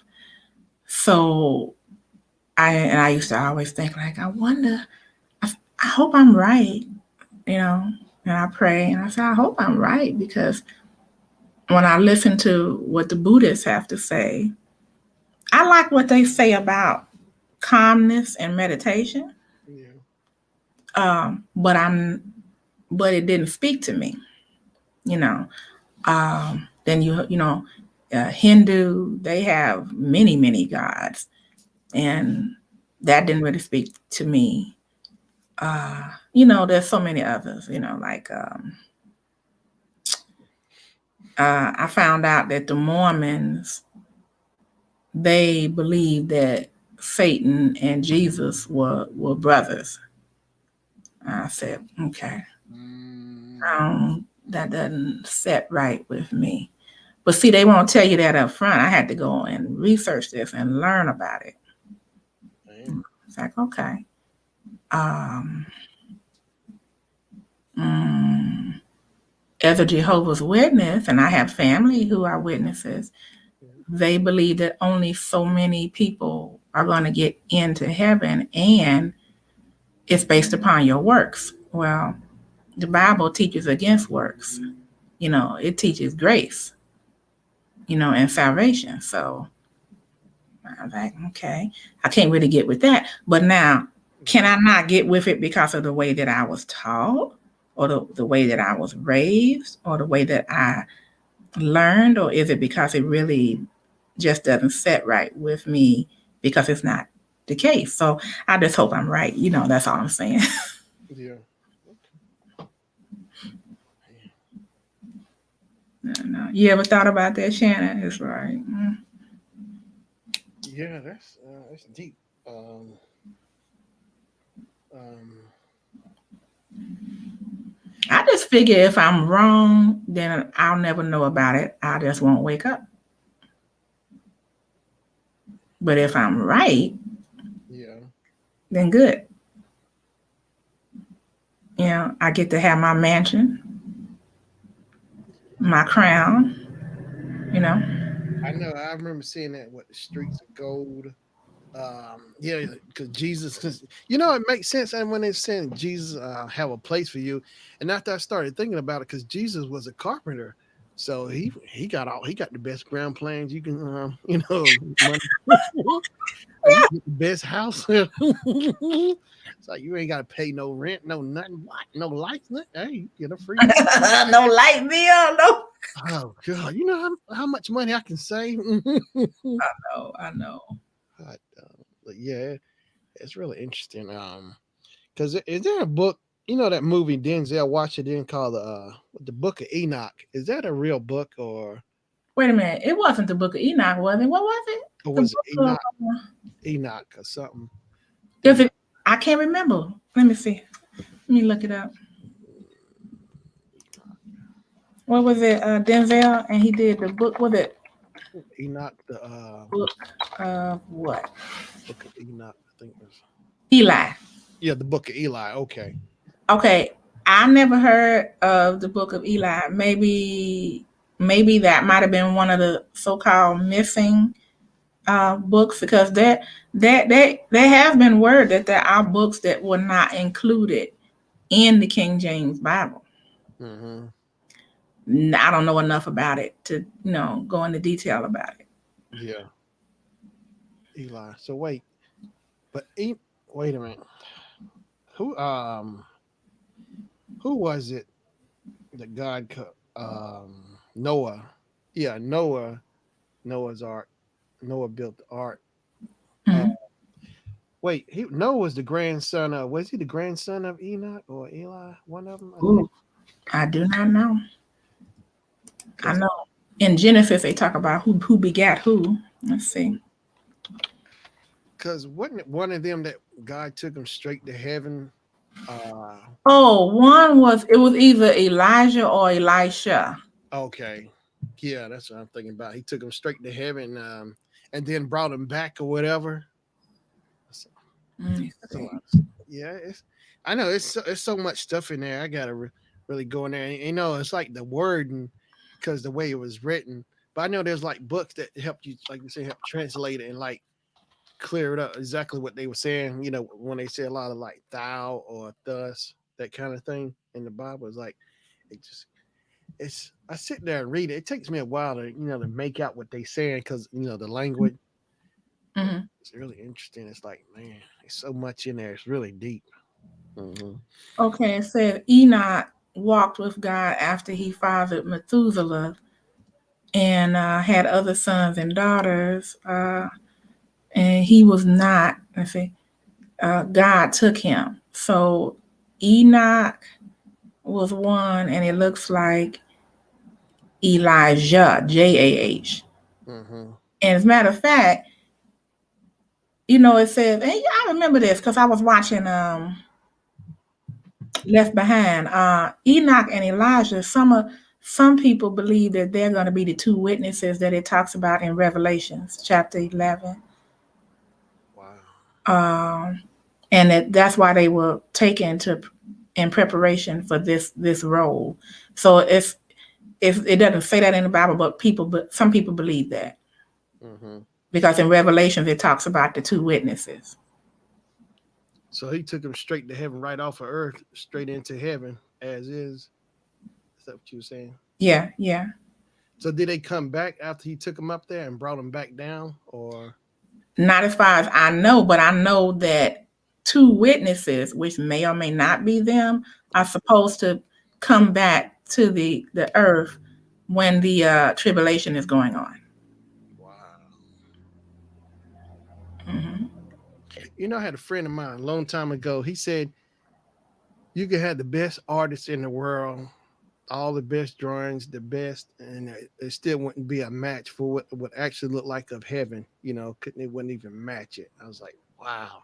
And when he told me this years ago, like we were still in high school, I was like, what? I never even thought of nothing even like that to that level. It's just, I mean, it really blew my mind. It's like, wow. Yeah, yeah, I can't even imagine. I'm just hoping that we can recognize our loved ones. I don't know what we're going to look like there. Some people believe, it's just going to be spirits and you recognize spirit by spirit. And some people say, oh no, you're really going to be there, with some type of a body. And so I don't argue about it though, Shannon. I just say, okay, both would be nice. I'm good with that. Yeah. It's like you don't never get into an argument with people about things like that because some people will argue about, oh, Jesus, uh, he was born on December 25th. I'm like, you know what? Here's the deal. You can look back at ancient writings and it looks like he was born somewhere during these 2 or 3 months because of the different celebrations that were going on during his birth. Okay. But it doesn't matter what day he was born on. He was born. Yeah. So, same thing with Easter. I used to get caught up in well, wait a minute. If he was crucified on Good Friday, then how can 3 days be Sunday? And Hmm. I just decided I'm not going to get into that because I know Satan likes, deception and all that kind of stuff and confusion. And God is not the author of confusion. It says that in his word. So I'm just glad that he died and he rose. Yeah. I'm not going to argue with you about when or how many days. I'm not arguing about that. Yeah. I just want to meet him. Be nice, Hmm. Hmm. I know I always see those drawings like people show like Jesus and then all these little kids just jumping all over him or something. I've seen it. I said, what would it be like that little kid just jumping all over and just you know? I know it was this one. It was, I can't remember. I know it was in the gospel. It was, so that means it was Matthew, Mark, Luke, or John. But Mary and Martha were entertaining Jesus, and one of them I think it was Martha. I don't want to be wrong. But one of them was taking care of everything, doing all the cooking, doing all the cleaning, doing everything. And then one of them was sitting at Jesus' feet, basically just soaking up everything he had to say. Yeah. And so the other sister came out and said, "Tell her to come help me." And he said, "Oh, no, she's where she needs to be." Yeah, yeah, you can't argue. What can you say? Right. Let me look that up because I don't want to mix their names up. He was like, "Oh, no, she's where she needs to be." Who can argue with Jesus? If he said that, Mhm. nothing you can do. So, it's basically talking about your priorities, Yeah. and knowing. See, it says Luke and John. Okay, so you see. They were Lazarus sisters. And Oh, okay. they lived in a town called Bethany. And okay, Mary, I was right. So Mary was sitting at Jesus' feet, whether she was really sitting at his feet or not. She was there listening to everything he said intently. And Martha was distracted because she was working frantically to prepare and serve the meal for the guests. And yeah, we know that's important too, but she was frustrated and she was just like, "Oh, will you tell her to please come in here and help me?" Jesus was like, "Oh no, she know where she need to be."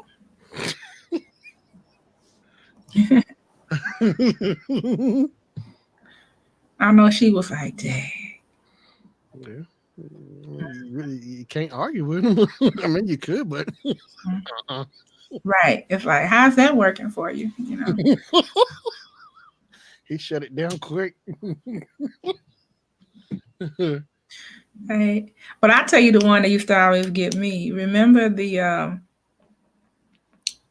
Mary? I think it was Mary Magdalene, who they were gonna stone because they caught her in the act of adultery.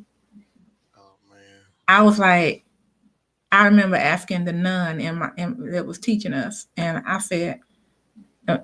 I said they drug her out. Why didn't they drag the man out too?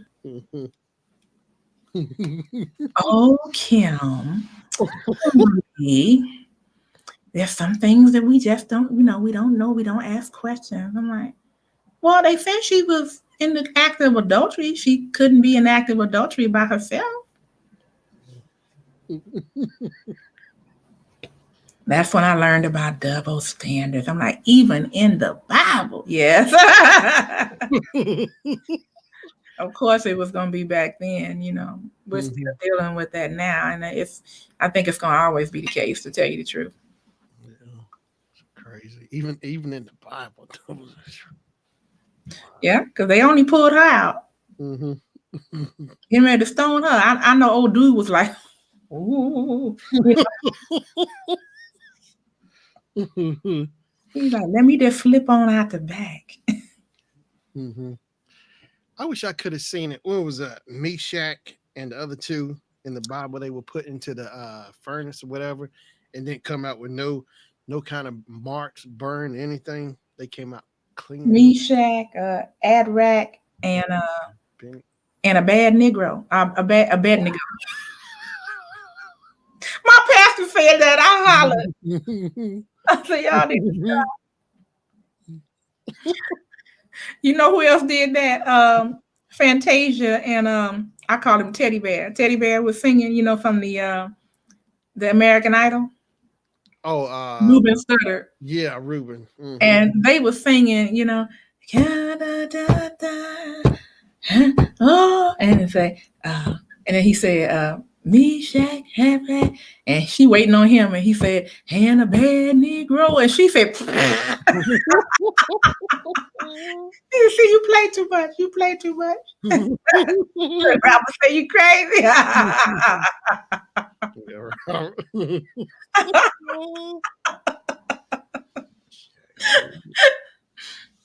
Yeah, that would have been a sight to see. But you know what they made that king do after he saw that? They didn't even have a scorch. They didn't even smell like smoke. Yeah. He said, didn't you put 3 men in there? Yeah, but I see 4 people. Like, you know. And so he made the whole country worship their God. Man. I'm like, see, that's what I'm talking about. Because they said that fire was hot. Yeah.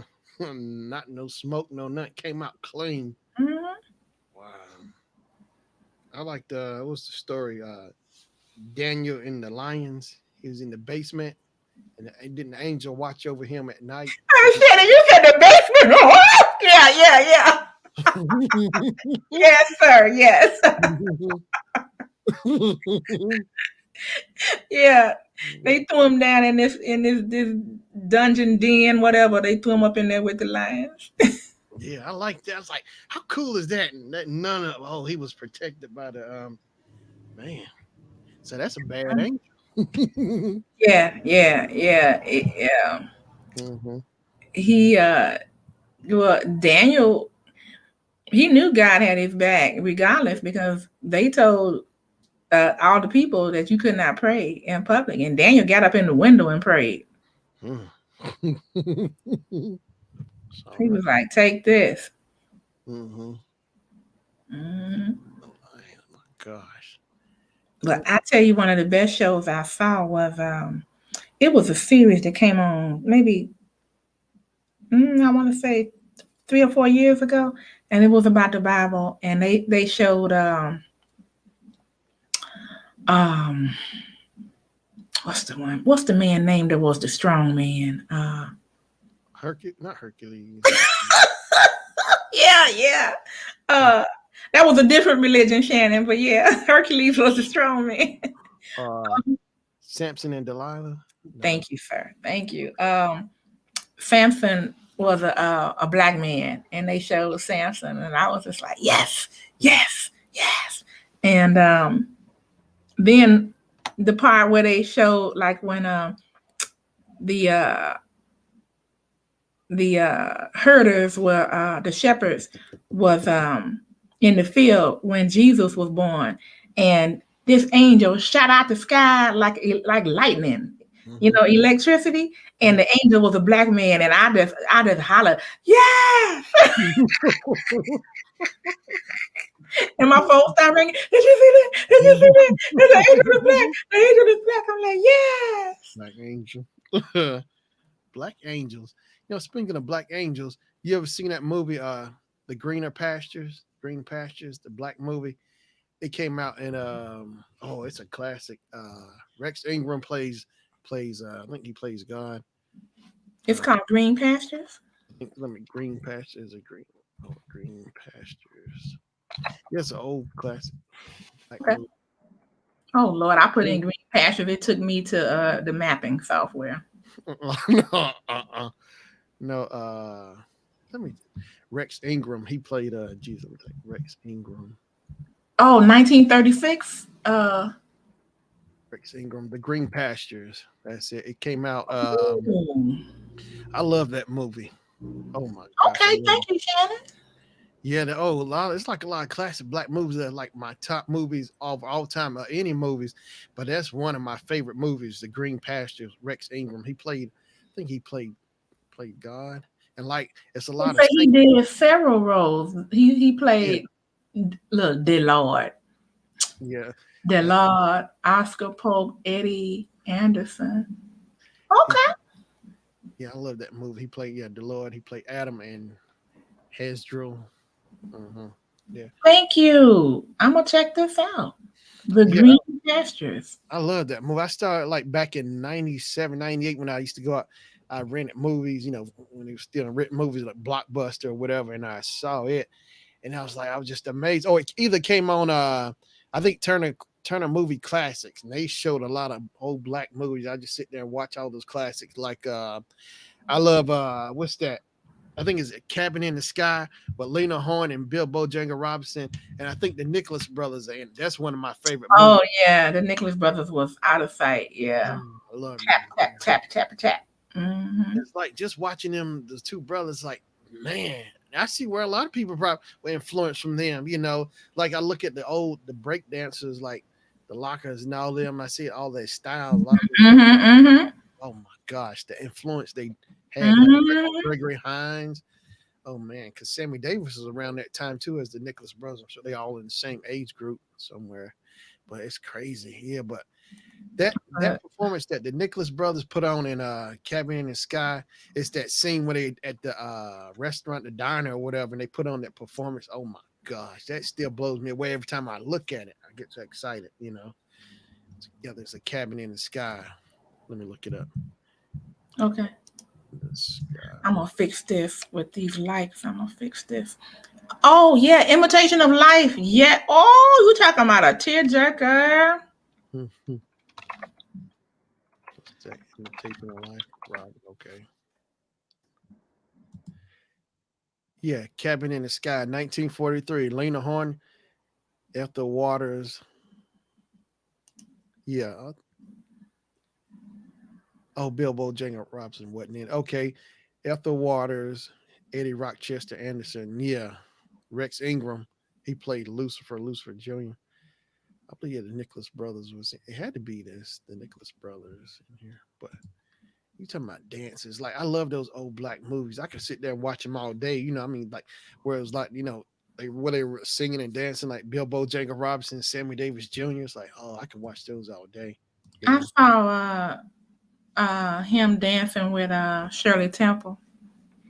Oh yeah, Bilbo Jacob Robinson and oh, what is that movie? Oh my gosh, the Little Colonel. Yes, the Little Colonel. And I think I heard like Shirley Temple when Bojangles Robinson was trying to teach her the moves, she wasn't watching. What she did was she actually just listened to his footsteps, and she memorized his footsteps. And Oh. yeah, I remember hearing that. Yeah, she memorized his footsteps. Yeah, she didn't have to look. I was like, wow. Yeah, Yeah, her real name I think was Shirley Black or either her married name one. But yeah, she was something else. yeah. Shirley Black was a married name. 'Cause my grandma loved that. That's I learned about her through my grandma because she loved Shirley Temple. What was what's that one? The little girl. She oh man, I can't think of the movie. I have to look it up. Where her father was like hurt in the war and they Yeah, and as a yeah, charity case. She was in this home. yeah, and that little girl who kept who gave her a hard time, who was always yeah, I love that movie. The little the ship, no, it's the ship. What is it? Oh, I'll find it. On the good ship, Lolly. I think that's. Let me see, Shirley Temple. On the I good. think she was one of the best child actors I've ever seen. I Yeah, know what's his name? Mickey Rooney. Everybody said a lot about him, but I didn't think Mickey Rooney was all that. he was all right. And then what's the Judy Garland used to play by him all the time. Yeah, the little Colonel Outlook. What is it? I can't find it. On the good tip. Stand up. Oh, yeah. I'm looking at Internet Movie Database. And I can't, not Bright Eyes. Captain January. No, Dimple Stowaway.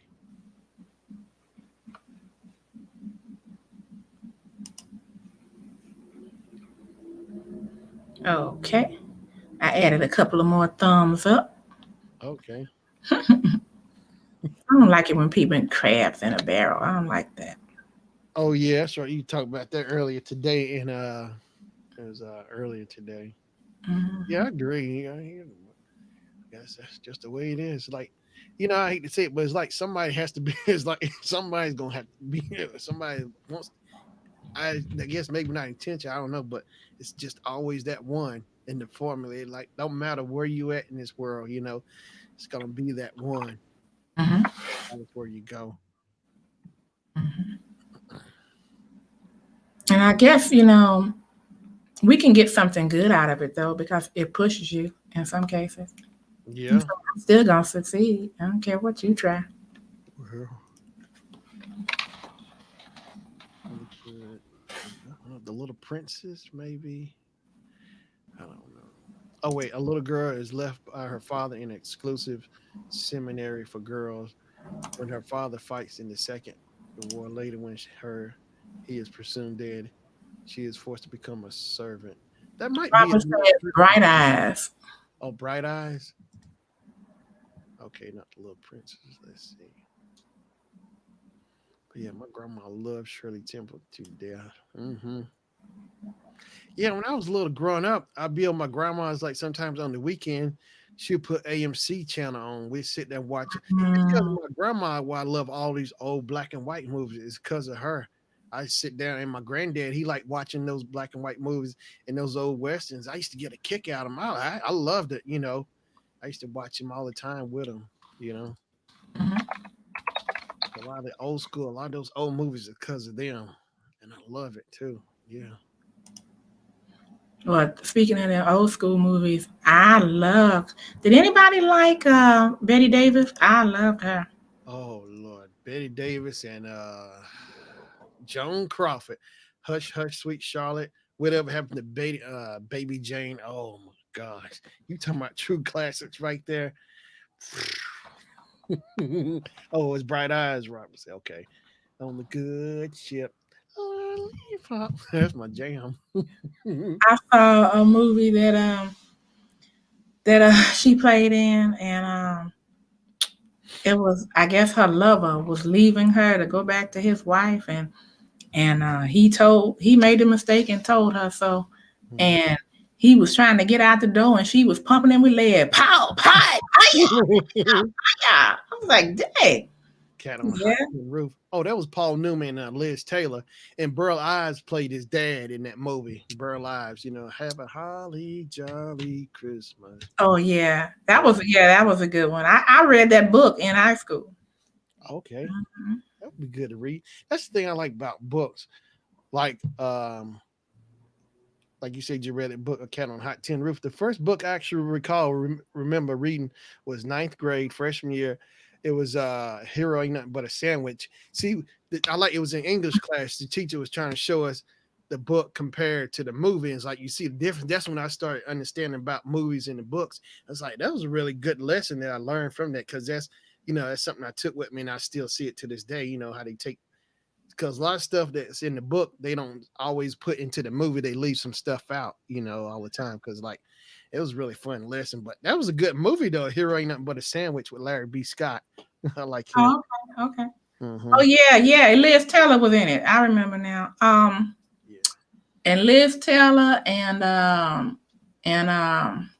husband, her twice husband. Bert. Mm, I can't think of his name right now. Was it Bert something? I don't know. Bert. I don't know. Yeah, something like that.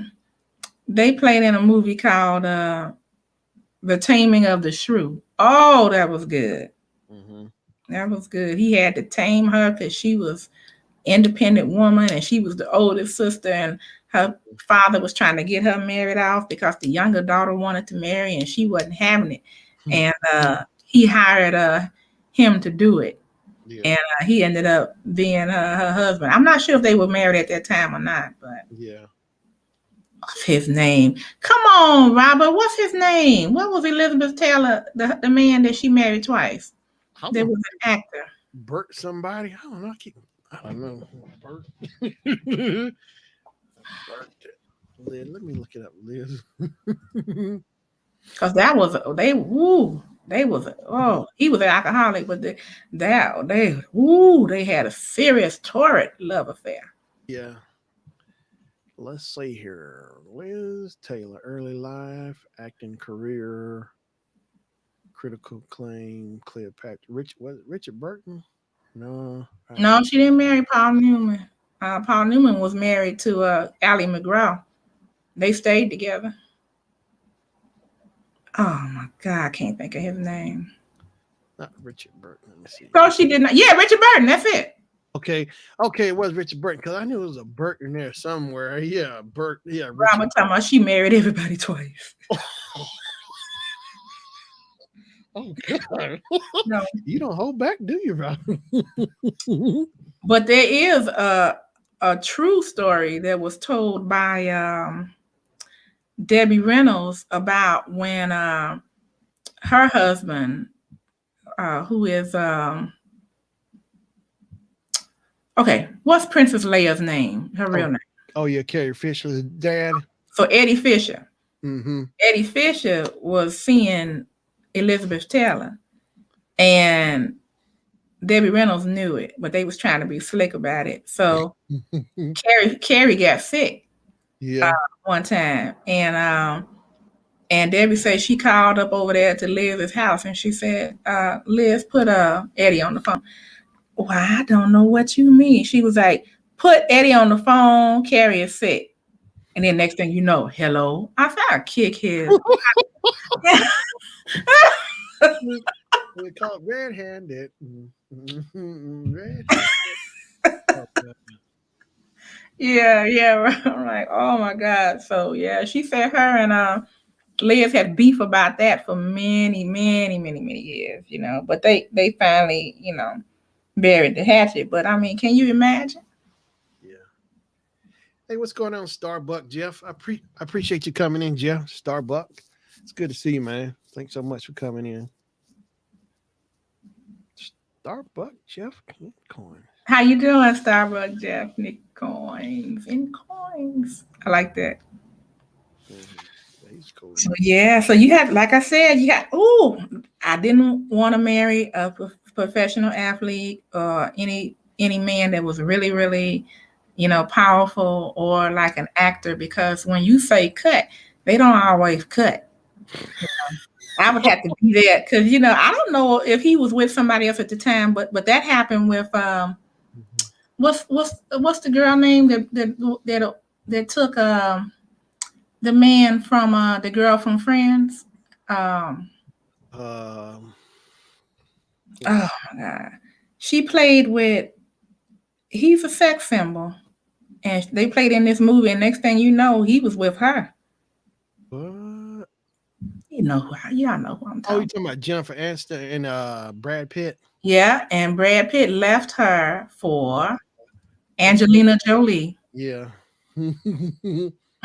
So see, I would have had to be at the set. Like he said, cut, god dog it. Say cut.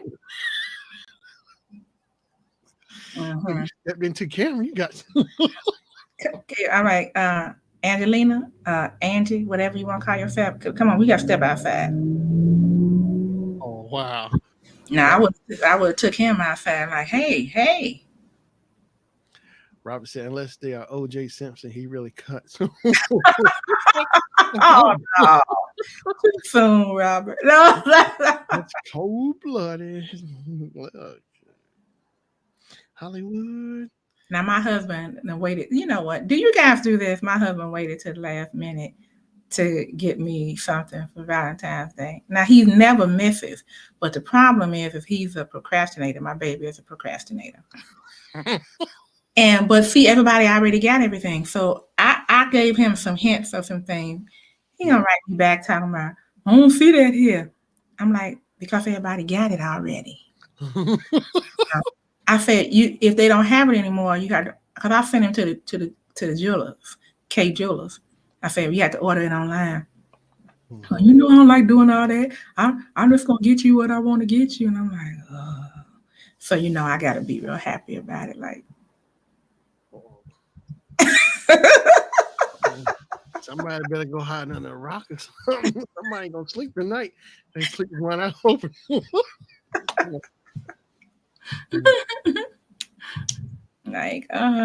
so he never misses though, that's for sure. Yeah.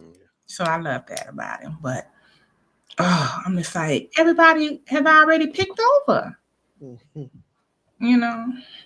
So then they only have something super, super expensive left, which I'm really not that type of a woman. I don't want you to spend, the car note for a gift. Right. No. I already have everything that I need, and a lot of the things that I want. So, I wanted. Have you guys ever seen those ankle bracelets that the girls wear? Hmm. Yeah. I wanted one of those. Yeah. But for my birthday, he got me a beautiful gold bracelet. So I'm like, okay, I'm not gonna say anything if yeah. But he's been out quite some time, and I thought I heard the car pull in. So I'm like, I'm gonna have to mute. If he gets in the house, he'll say, "Yeah, where you at?"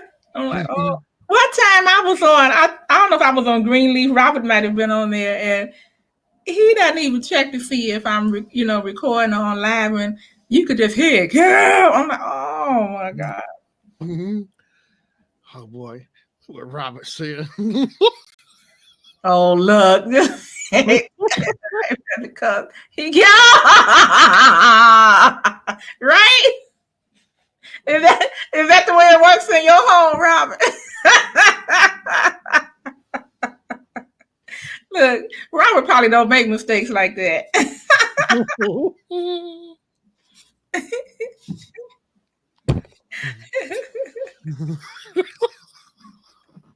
Look, Robert.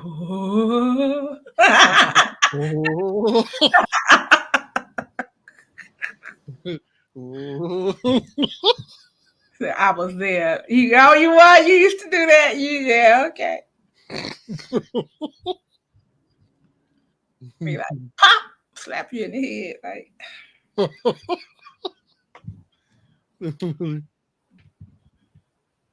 This is why I'm on point. Just takes one time. Okay, Robert. Yeah. I always say it with my husband because he has such a quick reflex. I'm like, if I hit him, I'm gonna have to hit him with something like in my hand and have the door open so I can take off.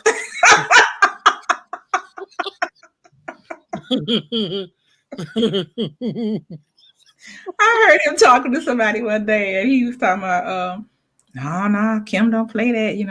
I don't have no women coming over here and shoot because, yeah, she. Yeah, I'm like, yeah, she might put me out. I'm like, Robert say, throw it. Oh, Robert, you played softball. Yeah, I wasn't that good at it, Robert. I was better at volleyball. Oh God. You like volleyball, Shannon? Yeah, I like try to spike it on the head. Yeah. I didn't like doing that, but a girl that didn't like me, she caught me and she spiked me in the face with that ball. Oh. You know how painful that can be. Yeah, that's okay, Jeff. I appreciate it, man. Thanks so much for coming in, brother. I appreciate you, man. Thank you. Bye, Jeff. So you know how you rotate in volleyball? Mm-hmm. Every time the gym teacher would turn her head, I was telling the girls on my team, I got this. I need to just rotate around me because I wanted to stay in the front. Yeah. And when I told them set me up, when I got a chance, I went, I got her back. She wanted to fight. I'm like, come on. Yeah. She's turning around. What happened? I said, I just spiked the ball. I mean, isn't that what we do? Slick. Yeah. It's like getting one of those sucker punches in real fast. She know what she did. Yeah. Robert said that is the best part.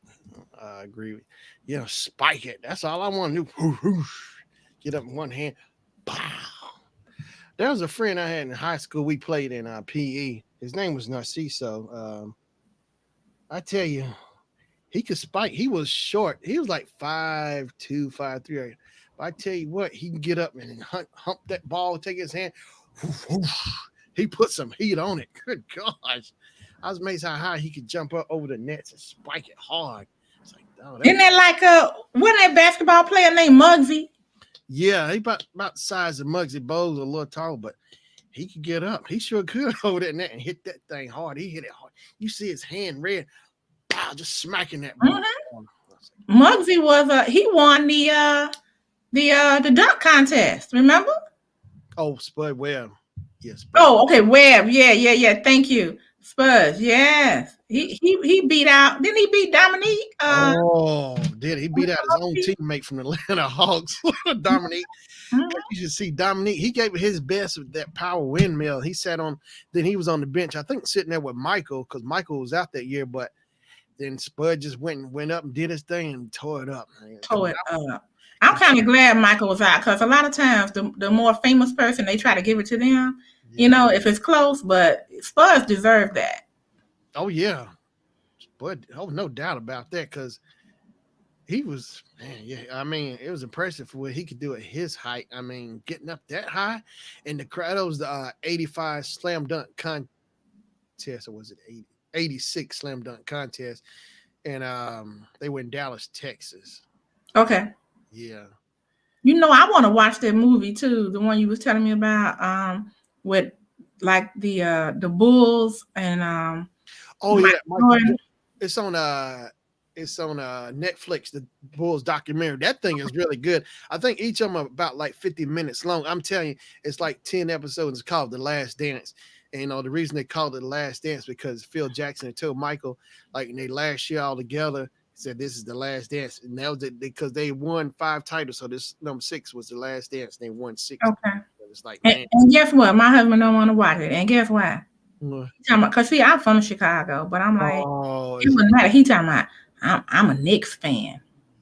oh, I see. Oh, he He really never did like Michael Jordan. He said, yeah, I know why. If he's a Knicks fan, because Patrick Ewing, they used to get the Bulls would stop them from getting to the finals all the time because of Michael. So that's why he would have. oh, so I need to dig him with that, huh? Yeah, get him with Patrick Ewing getting dunked on by Michael Jordan. Throw that in his face too, because Okay.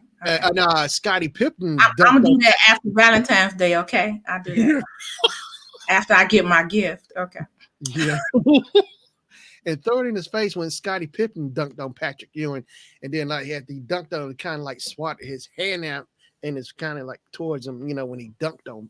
Ooh, sure did. Trash, huh? Scottie Pippen came up, he threw it down with the right hand, and then got in Patrick's face. You know, like yeah, I dunked on you, and Patrick's like 7'1", and Scotty's like 6'8", just dunked it, threw it right in his face like it was nothing. Wow. Oh yeah. Oh. You talking about some of the best games like back in the early 90s and mid 90s with the Bulls with Michael Jordan and the Knicks. Now the Knicks was dirty players. They weren't as dirty as the Detroit Pistons. Now you'll see that they'll talk about that in that documentary how the Pistons were dirty. Like that's why Michael didn't like Isaiah, right? Yeah, because the Bulls every year they had to play the Detroit Pistons to try to get to the finals, and the Pistons were beating them. And see, the Pistons was always rough. They would undercut them, anything clothesline when they come up to the basket. So Michael, the Bulls started getting stronger, you know, lifting weights, you know, getting more muscle. So when they finally beat them in that playoffs, and beat them going to the championship, the Pistons ran right off the court. They did not shake their hand or nothing. They just ran right off Isaiah, all of them, because they knew it was done. The Bulls finally beat them once and for all, and they just ran off court, didn't hands, you know, good sportsmanship, you know. Oh, so that's what kept Isaiah off the Dream Team? That's what I hear, but I hear so much, but I hear that might have been one of the things. I keep hearing different things. Now I saw was it Magic Johnson on YouTube, ESPN or something, and they kept trying to ask Magic, but Magic danced around it with other questions or answers or something. But he didn't come straight out and say it, you know, about that, you know, because I always wonder about that why Isaiah Thomas wasn't on the Dream Team, you know, because he was a 2-time champion, you know, he would have been right there, you know, but he just didn't. Okay. So let me write this down. What you guys are saying? Okay. So let me see. What Robert said? You pushed. I did not push everyone out the way. I just told them to go around me. Everyone wanted me on their side. Big boy could get up there. Oh, you was in the volleyball. Okay, Robert. Let's see, Robert Gant to the rescue. They call you old dead Robert. Robert. Good old Robert. Okay, tell him they have highlights of the New York Knickerbockers. Okay, in the movie. But they're gonna be bad highlights, right? Because the Bulls won, right? Oh, you know that. Okay, let me write this. Oh, New and I could York stand. Knickerbockers. Yeah, I couldn't stand John Starks. He was dirty. He would undercut Mike. Oh my gosh. Oh yeah. Well, nothing you can throw in his face is Michael Jordan dunked on like 2 or 3 of the Knicks. It was John Starks. It was like 2 Knicks he dunked on at one time in one game in the highlight because they show how Michael Ooh. he dunked on like 2 of the Knicks at one time. He got in their face. He was cussing at them too. When he, Ah, yeah. Oh, you tell me I can't stand the Knicks. I can't stand the Knicks. But I love when the Bulls were beating them down. Giving okay. it to them. Now who did okay, so you say what's his name? I forget his name. Michael Jordan dunked on Patrick Stewart. Patrick Ewing. Yeah, he dunked on Patrick Ewing, and Scottie Pippen also dunked on Patrick Ewing. Oh, both of them got a piece of Patrick. And that was during one of the playoffs. Yeah, somewhere or just a regular game in the highlight. Yeah, but Scotty, oh my gosh, Scotty, I think I think Scotty might have did it harder than Michael on it because Scotty was really trying to get Patrick back for whatever he did to him. Yeah, I mean Scotty went in hard on him. He sure did. Scotty Okay. Pippen. Mm-hmm. Now what does that mean? You say that John Starks. Now did John Starks I'm mixing him up. Who was the man who Michael threw the ball to in one of the playoffs, and it was a white guy, and he hit that 3-pointer, and they won the game? Oh, probably John Paxton. That's it. Okay, I mixed him up. Okay, so that's not John Starks or somebody different. Okay. Yeah, John Starks. He was like one of the point guards for the Knicks. Oh, I couldn't stand him. My mom, she couldn't stand the Knicks either. She loved when the Bulls were playing with Michael. Oh, she'd be in there just clapping her hands, cheering. Come on, Michael. Oh, my mom and my dad. Yeah, my mom was a big Bulls fan back in. Oh, yeah, when Michael, because Michael from North Carolina, so we all Tar Heel fans. Oh, okay, okay. Connecting with him. Mm-hmm. Now, what does that mean, Robert? Michael did the same thing. What? Oh, the Duncan? Or what? And say, they said nobody wanted Isaiah Thomas on their team. Oh, that's a shame because I liked his play. Isaiah was good. Yeah, he was a good player. He played for IU, Indiana University. Mm-hmm. They played for Bob Knight. But Isaiah, I tell everybody, Isaiah was the best player to ever play for IU, Bob Knight. Okay. Mm-hmm. Robert said he won't know until he feel. Oh, Robert trying to get me in trouble. Okay. I don't even know if he gonna watch it because I tried to get him to watch it with me last night, and I was shocked when he said, because see, I'm the type of person. Now I do have to be careful when I go to games because I might be rooting for one team, but if I see something that was really, really good by the other team, I'm like, oh man, that was cool. And everybody look at me like, what? Because I'm just like, it was good, Wow. He walked off the court when he Really, lost. Robert? Michael walked off? I don't remember that. Okay. But yeah, I tell you, those are some of the best games though. Them Knicks, them dirty Knicks. Oh, I couldn't. Oh, God. Yeah, he should have came back and shook their hand. Mm-hmm. Yeah, but he didn't want to. So I can imagine sometimes you could probably forget, but if you truly forget, come back and do it. Yeah. But if you just being dirty, well. But that John Starks, I could not stand John Starks on that. Now Patrick Ewing, he was actually cool. I actually like him out of all of them. But that John Starks, that Anthony Mason, Charles Oakley was okay, but that Anthony Mason, that John Starks, I couldn't stand neither one of those two. Oh boy, they used to burn me up watching them play ball.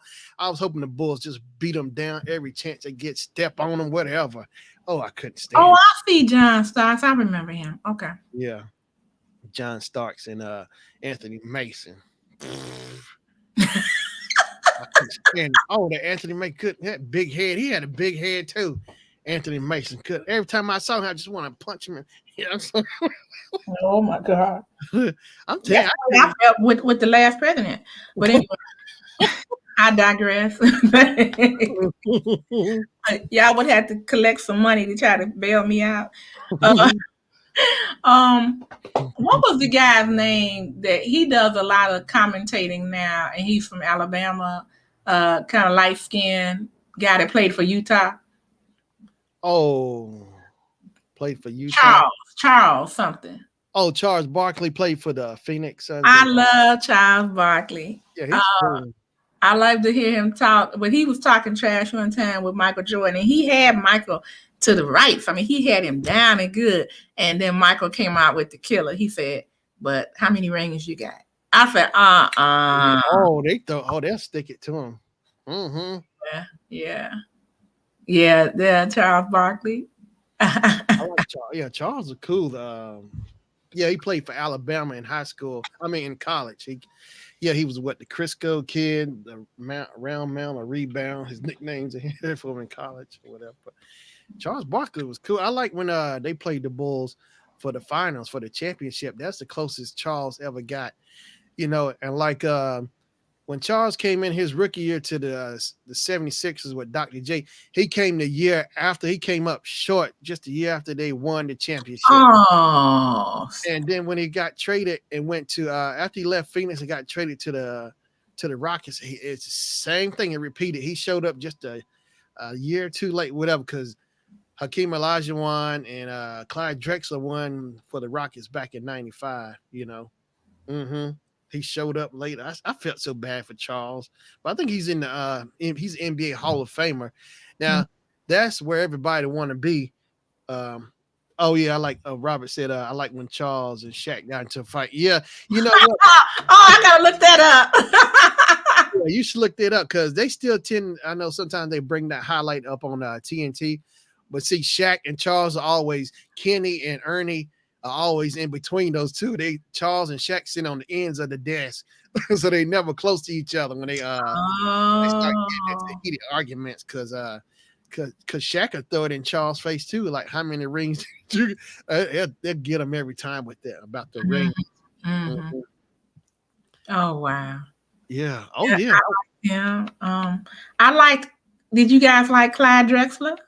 Oh yeah, Clyde the Glide. Him and Hakeem Olajuwon played in college together, University of Houston. Then they ended up playing on the Rockets when Clyde got traded to the Rockets. Mm-hmm. Okay. Oh yeah, just change the subject slightly. I wanted to tell y'all about I knew well, I didn't know him, but I knew his sister. Remember Warren Moon used to play for Houston? Yeah. Football. Quarterback, yeah. I went to school with his sister. Oh wow. His baby sister. Mm-hmm. And it's amazing, because the kind of money that he had, they was living in Los Angeles, and he would fly her from Houston to Los Angeles every week. And I'm like, that can't be good. You're supposed to be studying and what have you. Mm-hmm. But she was a pothead, and her name was Kim. Uh-oh. Mm-hmm. I'm like, Kim, you going? You going again? Yeah, I'm going home. My brother sent for me. And I'm like, okay. Have a good one. Mm-hmm. Yeah. And she's a nice looking girl too. Yeah. Mm-hmm. But yeah, I wonder about them sometimes. So yeah, I met him. Mm-hmm. I mean, I didn't meet him. I met a sister. But who I did meet, do you guys remember a guy named Joe Jacoby that played for the Redskins? Sounds. He was a big guy, so he must have been, I want to say, offense or defense. I don't know, but he was such a nice man. I met him. I was really young when I met him, and I was I was traveling for an interview, and I was sitting at the bar at the hotel, and he came up to me. He said, "May I sit here?" And I said, "Sure." Now I didn't know who he was because I didn't follow football. Yeah. And he said, "My name is Joe Jacoby. What's yours?" I said, "My name is Kim." And he was just like waiting, and he said, "You don't watch football, do you?" I said, "Not really." And we just had a good conversation. He said, "Well, you don't mind me talking?" I said, "No." He said, "Can I buy you a drink?" I said, "No, I'm still working on mine." And we just talked and had a good time. He was waiting for someone, and we talked for probably about a half an hour. And when he got up to leave, he wanted to shake my hand or hold my hand to say, goodbye. And when he held my hand, I couldn't see my hand anymore. Yeah, they got big hands. Them guys I was are. like, "What you do with my hand, man? What's going on?" Your hand disappeared.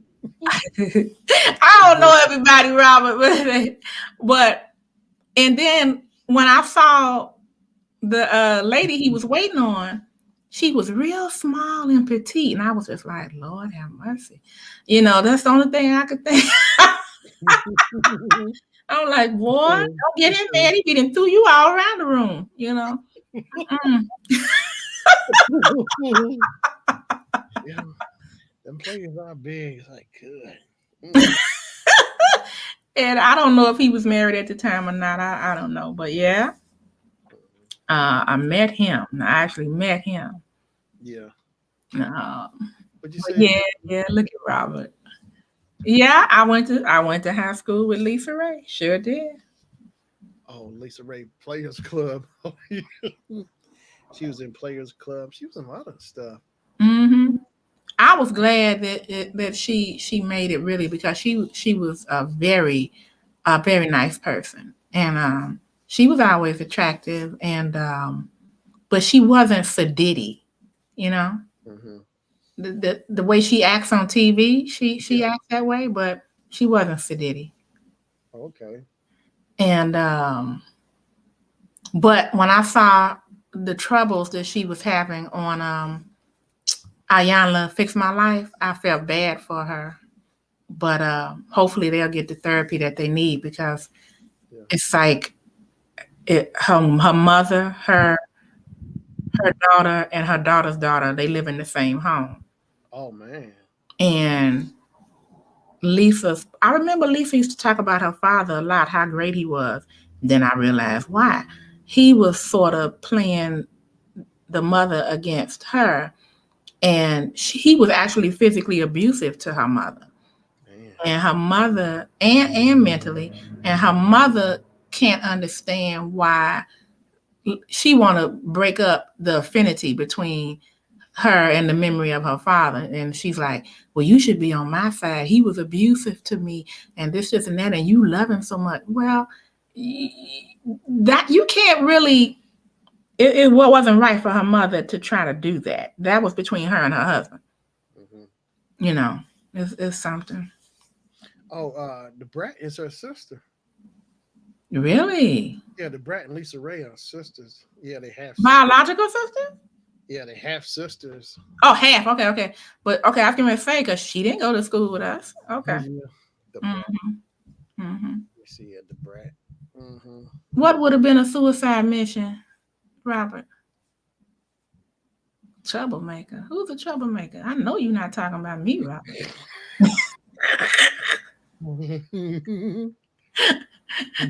Oh, Lisa Ray, troublemaker. I think they had the same dad. Lisa Ray McCoy is the older half sister. The Brat. They share the same father. Probably because he was a womanizer. Hmm. And her mother is so sad. Her mother is, you could just see it. She's so bitter. And I mean, she has a right to be, but the question is, how is that working for you? She has a right to be upset, but she got to let that go if she wants to be healthy. Oh, that little woman in the football player. That's suicide. Yeah. You said your hand just disappeared. So big. Yeah, but he was so nice and so friendly, and Yeah. I was like, wow, okay, yeah, I like him. And I know I told you all about. I went to college with one of the members of In Vogue. Was it Sandy? Mm-mm. Cindy played in this show I used to love when I was a little girl called Up and Coming on PBS. But Okay. this girl's name was Wasn't Terry or was it? Terry Ellis. Or it was Terry Ellis? Hmm. Wow. Terry was cool. Yeah, yeah. She was, I never had any beef with her. We took a couple of classes together. One of them was a health class. Yeah. And, but we weren't, like tight. We was just like, hey, girl, how's it going? All good. Hmm. Terrorists. I'm like, yeah, Info. I remember they came out in '89, I think. But hold on, because they were singing the Jacksons, "Loving You" at the beginning. And then, hold on, you got me. Mm-hmm.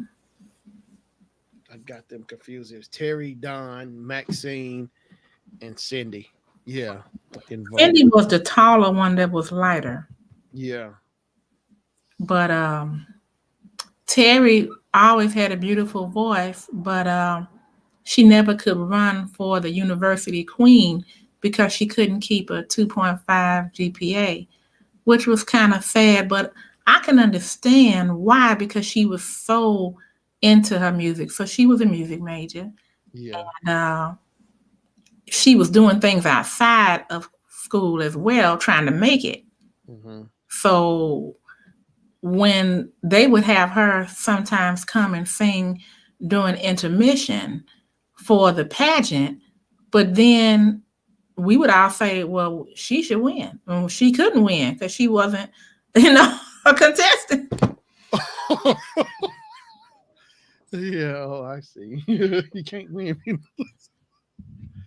Yeah, but oh boy, beautiful voice, beautiful. And I'm so glad she made it. Yeah. hmm And Yeah. she was smart enough to live off of, keep some of that money and live off of the interest, or invest it, do whatever she has to do. Yeah. Because I see a lot of those celebrities like they get a lot of money. Like I think I was reading about Warren Sapp. He used to play for the Tampa Bay Buccaneers or whatever, and I think he spent up all his money. I was amazed at all these players how they go through their money and not I'm sorry. Wait a minute. I thought you were saying Marvin Sapp. I was going to say Marvin Sapp played for the. no, not Marvin Sapp. No, no. Warren Sapp. Okay. Yeah, Warren Sapp. Yeah, no, I like Marvin Sapp, but no, no. This is not the time, not the place. Just believe and keep the faith. Marvin Sapp. I like Marvin Sapp. hmm He's got a good voice. I know I have a relative that was a member of the church they used to belong to together. I never met him. No, I never went to the church. Mm-hmm. hmm Marvin Sapp. Warren Sapp. Yeah, Warren. Yeah, Warren Sapp. He used to play for the Tampa Bay because they the ones who won the Super Bowl with Brady. They just Was you rooting for them or no? who for the Tampa Mhm. Bay. Mhm. I never like Tom Brady. Okay. Oh God, I don't know. It just because he every year it seemed like he. You know what? I think what really turned me off with him was it had to be like back in maybe '03, '04 somewhere. I think that Super Bowl with the Eagles with Donovan. I can't remember his last name. McNabb. Yeah, Donovan McNair, and they lost to the Patriots. And as they were going back, they were saying how the Patriots, I think maybe the next season when the season was practice or whatever, they were saying how the Patriots had cameras recording other teams' gameplay and stuff. But they said, Oh, it was a whole lot of stuff went down. Some other stuff with Tom Brady. Robert say Tom left. Wasn't he the one involved in the Deflate Gate? Yeah, Tom Brady and Mm, yeah, the football. Yeah, mm, Tom Brady. mm. Tom I left. don't know, Robert, your boy. Look at that. Yeah, Well, look, he ain't his boy no more, I'm sure. yeah, Robert. Yeah. So yeah, Robert, that's crazy because Tom Brady been with y'all the Patriots for what? Over 10 years, it seemed like, maybe, or somewhere in there. But it's crazy how he left and went and won with Tampa Bay on his first year. I was like, wow. Well, see, I got to ask you all a question now, okay? Because I'm not a football aficionado, but I know what I saw. I watched the Super Bowl, Yeah. and I was thinking, like, where is Patrick's offensive line? What's wrong with them? Because if they wanted to kill him, they could have. I mean, did you all notice that? What I did was just looking for the commercial. Okay. You didn't care for either one. Well, Robert, I see what you said. They hid it. You see what Robert said? when they hit it, Robert said they. Oh, let me show. Oh yeah, that's when Justin Timberlake showed Janet. Oh, Uh, but yeah, I don't know. Robert, did you watch the Super Bowl? Did you feel like his offensive line sucked? I think I heard that some of them were sick with COVID and that they had some that was playing different positions, and it's kind of hard to pick up on a new position, I guess. But it was many times that they was right on him, that the defense was right on the boy. I'm like, wow, okay. And then he threw the ball at least 3 times when I was watching, and he threw the ball like so well into the end zone that it hit the man in his face mask twice. oh wow, you talking about Tom Brady or No, oh Patrick Mahomes? Mahomes. Oh Mahomes, okay, yeah, Mahomes. I like him. I'm like, how you not gonna catch a ball thrown directly at your face? Some people they just get so caught up. They not. That's the thing I notice. Like when driving or going anywhere, people's awareness. I mean, might would assume that, but people don't always see it just because. I mean, it seems obvious, but I know people's awareness is like all the time. But, but like yeah, you're saying, how could you not see something just coming straight at you? It's like it's crazy. People's awareness. Mm-hmm. Hmm. So I guess they choked or something. But then Mahomes' toe was bothering him, and but he still was running with it. Yeah. They just lost so bad. I lost interest in it. I got up Hmm. during the halftime. I said, I don't want to see this because I wasn't excited about the halftime show either. Oh yeah, I heard something about everybody making memes and jokes about the weekend. Oh boy, about his halftime show didn't go right or something. The weekend, Mm, like I gotta go back and check that out. it just didn't speak to me. Last year when they had J Lo and Shakira, that was bad. Bad as in Good. okay. Yeah, they was bad. And I was like, all right. Yeah, that's right. It was wow. That was last year. J Lo and Shakira. man. Robert said he saw the second half. I was shoveling snow. They Mhm. should have put everyone in the bubble to make sure everyone was well enough to play the biggest game of their life. Should have moved the venues. Yeah, yeah, yeah. Because his offensive line, it was terrible. They sacked I saw them sack Brady once. I don't know if they got to him more than once, but Tom Brady. but Oh, whoever Tom plays for, he must have always have a hell of a offense because at mhm. the age of what is he 43 or 46? Somewhere in at 44, 40. Yeah, he really ever been really really hurt because he looks pretty good. Yeah, Tom Brady. That's amazing. He leave his first year out the gate to another team and he wins. Like I man, know, I know. And then Mahomes, his team had a better they had more wins and less losses, and they had beat the Buccaneers once during that season. oh okay. I'm like, wow, at least once. Mm, Okay, 43. Yes, he had a knee injury. Okay, so that knee injury was from him being sacked, Robert. I guess more than likely. Tom Brady. It's like wow. It's like it kind of made me rethink after all that stuff. And then he just turned right around and win with the Bucks. It's like Yeah, I just like Patrick Mahomes, and I wanted them to win. But I'm not trying to be a hater on Tom Brady. But you know, it just worked out that way for him. Well, yeah, you know what? The same thing with basketball though. Remember when LeBron left? Didn't he win like the next year or either the year after that? yeah. He where he started out. Yeah, he came with the Cavs, and then he left and went to the Miami Heat, and he won 2 championships. And then he left Miami and came back to the Cavs, and he won uh, another championship. So he had yeah, he sure did. He left the Heat and came back to the Cavs and won. And then after he left, then he left Cleveland. He went to LA and he won just this past year, a championship. So I think he got 4 rings now, LeBron. I think he's got 4 rings now. Mhm. Michael has 6, right? Does Ye- anybody have more than Michael? Like some of the older players? Yeah, Robert Horry has 7. Bill Russell, I think, has 11 rings. Ooh. More rings than fingers. Yeah, more rings than fingers. What Bill about Kareem? Kareem got 5. I think him and Magic both got no wait, Kareem won. He won once with Milwaukee and 4. Yeah, he got 5. And he won 4 with the Lakers. So I think he got 5 rings altogether. I think Kareem. Oh, hmm Yeah, I like Kareem. Kareem Abdul-Jabbar, Lou Alcindor. hmm Robert said he took several players with him, Gronkowski and Antonio Brown. Oh, Oh, no wonder it didn't take them long. Okay, wow. hmm that was smart. That was smart.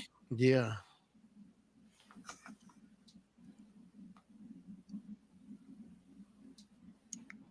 yeah. Okay.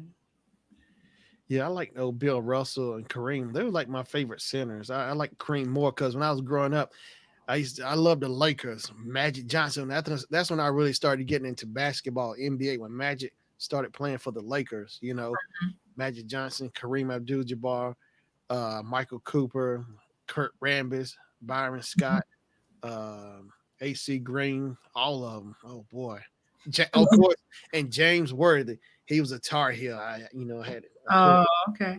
I'm gonna mess with Robert now. Hey, Robert. I've been to Magic Johnson's theaters. Oh no, you didn't. I always wanted to go to the Magic Theater, but he shut those down, right? Those been shut I down. don't know. I don't know. Let me see the Magic Theater because I always wanted to go check them out in L.A. Right? I always wanted to go to the Cinerama too, the dome over there, and I think it's in Los Angeles, the Cinerama Theater. Let's see the Magic Theaters. Now, who I used to like see? I felt bad about him. I think it was Shaq Mhm. and Vladi Divac, where he used to like Vladi Divac had to take them hits to draw the foul. Yeah. Oh my God, that's like a locomotive coming at you and hitting you. Oh yeah, Shaq dunking on Lottie Diva. Oh yeah, I like Lottie Diva. He played. He was the center for the Lakers, and Shaq. Oh yeah, Shaq was brutal. But you know what? The one I also like was Dikembe Mutombo, the Oh yeah, I remember him. Mutombo Jumbo with the mountain. And Robert only one for it. Robert, go ahead, Shannon. yeah. Oh, I'm sorry. Yeah. Mm-mm. Magic Johnson. Magic Johnson. I think it's closed over Johnson Theater. Let me just find it. AMC Magic Johnson Capital Center. Wait a minute. Here we go. Oh wow, Magic Johnson Theater is founded 1994. So I'm getting the impression that maybe it's still open. I mean, temporary closed. Oh, went to the movie theater. You're saying, Robert?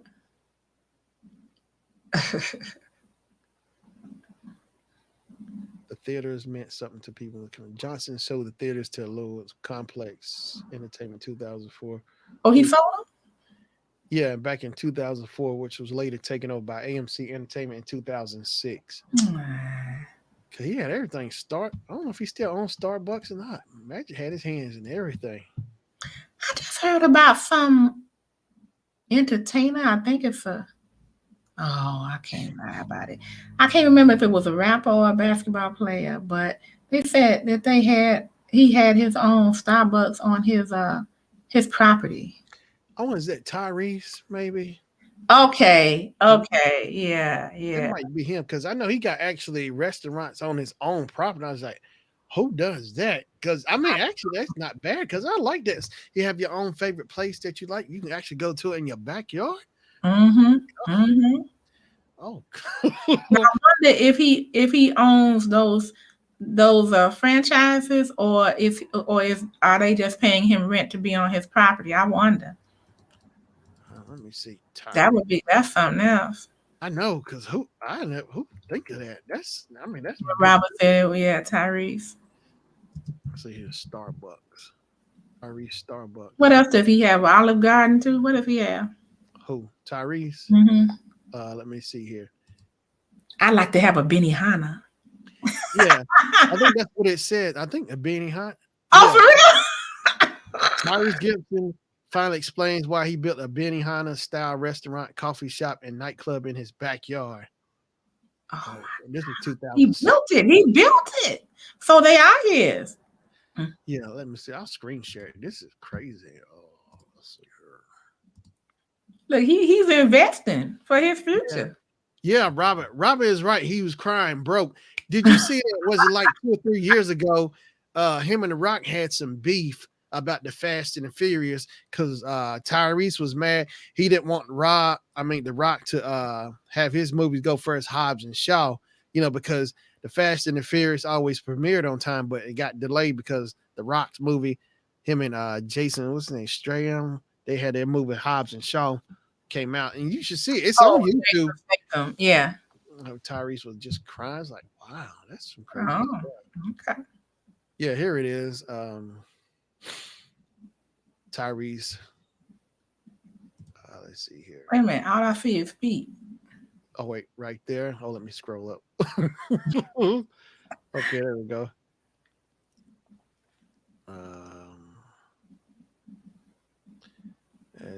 Let me see. I'm trying to find it. More about the places he owned.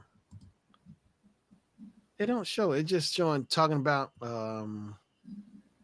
It's a story, but I'm trying to find the pictures. I thought I had a good article. Tyrese is known for many things, but his LA backyard has taken on a semi-mythical status. For years, rumors of a Benihana-like restaurant in Gibson's backyard sparked the interest of what's it? As is Ansari. He's in Fiery. He's like a comedian, I think. Okay. He tweeted about it in the hopes of meeting the fate of the Fast and Furious actor and landing an invite at a 2016 Oscars party. Ansari's dream finally came true. He said he just walked up to me and was like, "Dude, you have no idea." Gibson tells people he literally saw me from across the room and walked straight towards me. I was like, "Well, what the hell is going on?" And he said, "Dude, you don't understand. I have to get to your backyard. I have to get there." Despite the boldness of Ansari's pitch, Gibson was genuinely touched. He sold me on why he needs to hang out in my backyard. He says, and I was just like, yo, I was so moved. It was so beautiful. His passion for wanting to hang out in the backyard. I took his number and arranged everything. He and his friends had the best time of all time. It's true. Here's the photo evidence. Let's see here. What's it? So does he have it open for, people to make reservations and eat there, or is it just people he knows? I'm just I wondering. don't know. Yeah, that's a good one because I remember seeing it somewhere on YouTube about his backyard, having all this in his backyard. I was like, that just caught my attention. Him, let me see here, because that's man, he's paying out some serious money for that. Tyrese, I'm gonna type Tyrese's backyard. That the Fast and the Furious is coming out with number 9 soon. Oh yeah, the new. Oh yeah, that's right. Does Tyrese have a Starbucks in his back?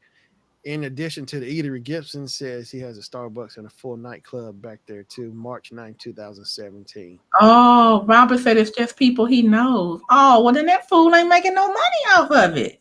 Yeah. I mean, did I say that out loud? I'm sorry.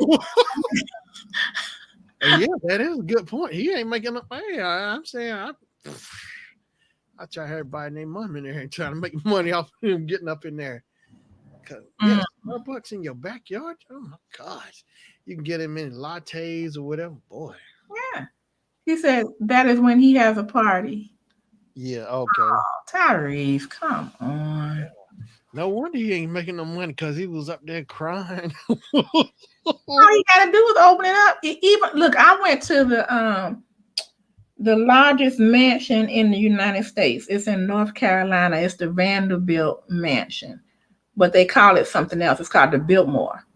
Yeah, the Biltmore in North. Yeah, the Biltmore. And I went there, and I don't know if you guys know it, but It's in Asheville. those are Anderson Cooper's people What? because his mother is a Vanderbilt, Oh Gloria yeah, Vanderbilt. Gloria Vanderbilt. The jeans and stuff. His mom. Yeah, Mhm. Gloria Vanderbilt. Okay. Yeah, and she was just doing that. She didn't have to do it. She was doing that because she wanted to do it. What? And the same way with Anderson, they had plenty money, plenty money. Oh yeah, I think I read somewhere he didn't really want his mama's money or something. He didn't take it or something. I was reading. Well, whether he didn't take it or not, I mean, he has access, to all that property, land, businesses, whatever they have. Good God. And that home was huge. I mean, it had a bowling alley in there, and I can't remember what year it was built, but The Vanderbilt. yeah, Here, let's just say late 1800s or early 1900s. yeah, it says it's in Asheville, North Carolina. It was built by George. Yeah, visit America's largest home built by George Vanderbilt. Explored the 8,000-acre estate in the Blue Ridge Mountains of Ash. Oh, it's in the Blue Ridge Mhm. Mountains. It's beautiful. Wow. Robert said she wasn't going to leave him any money. Hmm. Hmm. Um, I know she was friends with Kathy Griffin. she was. Oh, she loved Kathy Griffin. Wow. I think that's why Kathy and Anderson ended up being friends. Oh, okay. hmm In 1888. I guess it was built in 1888. Okay, I knew it was somewhere around that late 1800s or early 1900s. Wow. Yeah, swimming pool inside, bowling alley, everything they needed to hunker down for the winter. Wow. That's the way to do it. hmm Man, I'll wear that bowling alley out. Oh, yeah. And they got wealthy people. They usually built their homes where the patriarch has their own bedroom, and so does the matriarch. So I guess they had to come together when it was time to get those children. But other than that, they had separate bedrooms. Yeah. Wow. Robert said, if my son gets into UNC, I'll go see it. Okay, Robert. I hope that's his first choice, and I hope he makes it. Keep him in prayer. Go Tar Heels. That's all I gotta say, Robert. Go Tar Heels. Cause that's what my hat is patterned after. My shirt and my colors. I base my colors around the Tar Heels because I'm from North Carolina.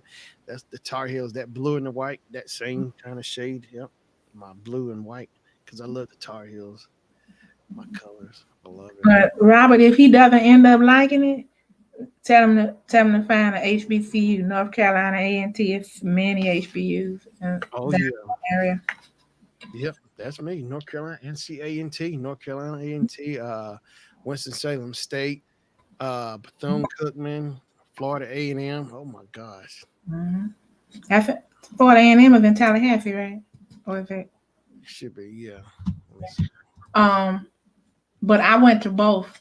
I went to a PWI, predominantly white institution, and I went to HBCU.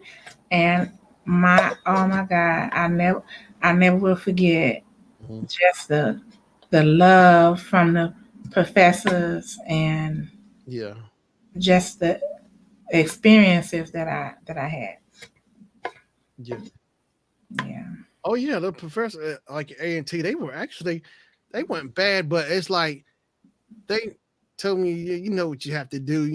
They a lot of them they tell you up front in beginning of school, the very first day of class, they say, if you need help, just come to us and talk to us. Don't wait to the last minute, right before the semester, final exams, and try to be their buddy. No, you start there right out the gate, first day getting to know them. And I'm glad I got a relationship with all of them because I did have questions or whatever. They were glad to help me, because they'll help you if you just come in and try to do their work. They'll help you with anything you need to do.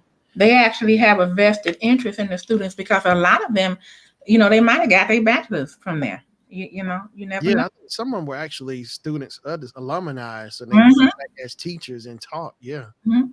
One of my deans used to play football for my university, you know, and then I ended up babysitting his wife. They say he was a Q, his wife was a Delta, and Mhm. then she ended up being a principal of a elementary school, and they had me babysit for them. They were so crazy about me, you know. Mhm. I never will forget it. And then his son, let's see. So I was babysitting for them when I was about, let's see, I can't remember, say maybe 18, 19 years old. And his son was 15 and he in there trying to hit on me. And I'm like, boy, will you go sit down? You know, like, really? Oh no. I know I look young for my age. I'm like, because you are young. You know, and I told his father, he was like, yeah, yeah, that's a boy off the old, I'll chip off the old rock. Yeah, yeah. And I was like, oh my God. You know what? Oh, Robert said, yeah, that's his first choice. He got his room painted the colors and the bed sheet, the blue and the white. That's what I'm talking about. Tar Heel. Okay. Tar Heel. Robert, this is what I want you to know before he goes in there. You may already know, but hold on for a minute, y'all. I think I hear something dope. I don't want nobody hollering up the steps. I'm gonna have to go in a minute because I want to see what he got. Anyway, Mhm. um, so know this, Robert. At a lot of the PWIs, what they do is the major fraternities and sororities, they'll have these what they call what do they call them files, and a file is basically just the code word for exams. And so I found out that the professors were in on it. They won't change the exams. And so they already have the exams and they pass them out to people that they know. And then they put a curve on the test and they bust the exam wide open. So if they're getting 95s and 90s, that's the beginning of the curve. And then if you got a 70, you failed the test. So they really try to weed you out. So the more of an independent thinker you are, the better you'll do, because they really didn't want to help that much. I used to have to go and push for help and support. It was just really bad. Some of my friends that stayed in it, I mean, they really had to do some wild things to get out, and it took them longer to get out than it should have. Yeah. Okay, I remember I had a girlfriend who was white. We had met in a high school program before, and I'm looking at my exam and I'm wondering why I got two of my answers marked wrong. So I said, let me see your test. I look at hers and hers are marked right.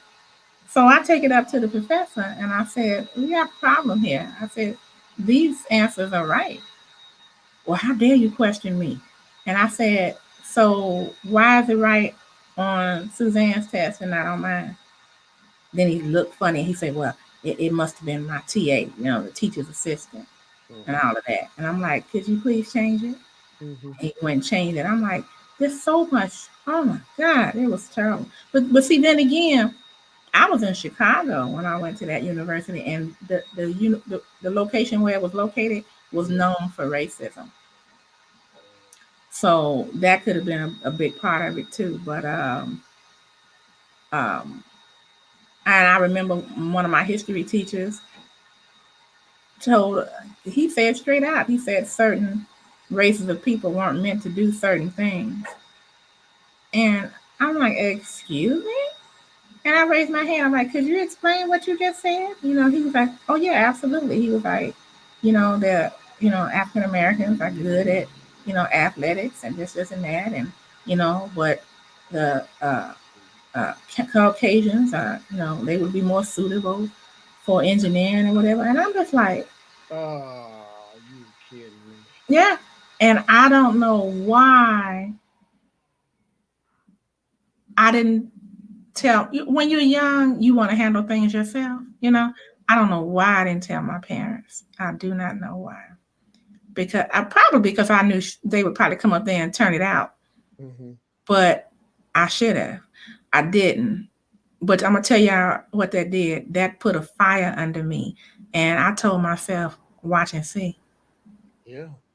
I bet you I get my bachelor's degree." Right on. Yep, and that's what I did. But so he, I hope he doesn't encounter that if if he ends up attending there. But I just want to make you aware of it, Robert, because it's not right the way that they do things. At least at the university that I attended, Yeah. and um, I had friends that attended University of Illinois. They had a lot of problems too. I mean, it's, oh my God, you talking about rough. Yeah. Hmm. Hmm. I told him I would. Yes, yes, yeah, yeah. You have to watch them all the time. I tell him he has to speak up before I go in and get. Yeah, yeah, yeah. Because they'll do it because they're trying to separate. Shoot, I was in a. Those classrooms are so huge. I was in a chemistry class with over 350 people in it, and he came right in and he said, "My name is Dr. Such and such and such, and I will be failing one third of you." Just like that. Say what? Out the gate Yeah. said it? Yes. So then he wasn't really there to make sure that you learn. He was there to separate. Because at the large schools, they're there for the research dollars, you understand? No, they're trying to get grants and things of that nature. The professors are trying to write books and things like that. They have the TAs, the teachers' assistants, doing a lot of the teaching, a lot of the grading of the work, and all that. Their office hours are short. My professors told me to come to their home if I needed anything after hours, Wow. you know. And some of us took, they would tell us, just like you were saying, Shannon, that they're like, if you need me, just come to me. My professors said there's no reason for you to fail. I'm here.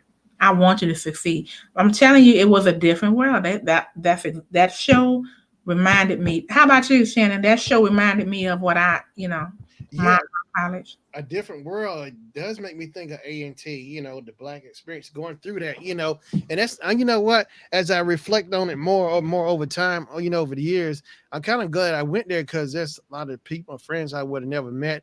And my one teacher, I go back and see him all the time. I still stay in contact with him after 20 years. I still stay in contact with my theater teacher. We still talk. I just talked to him back on New Year's, I think Christmas, New Year, I just talked to him, but I still stay in contact with him. Everything I keep him up on update, like with my channel, everything how I'm doing. He's always asking how I'm doing.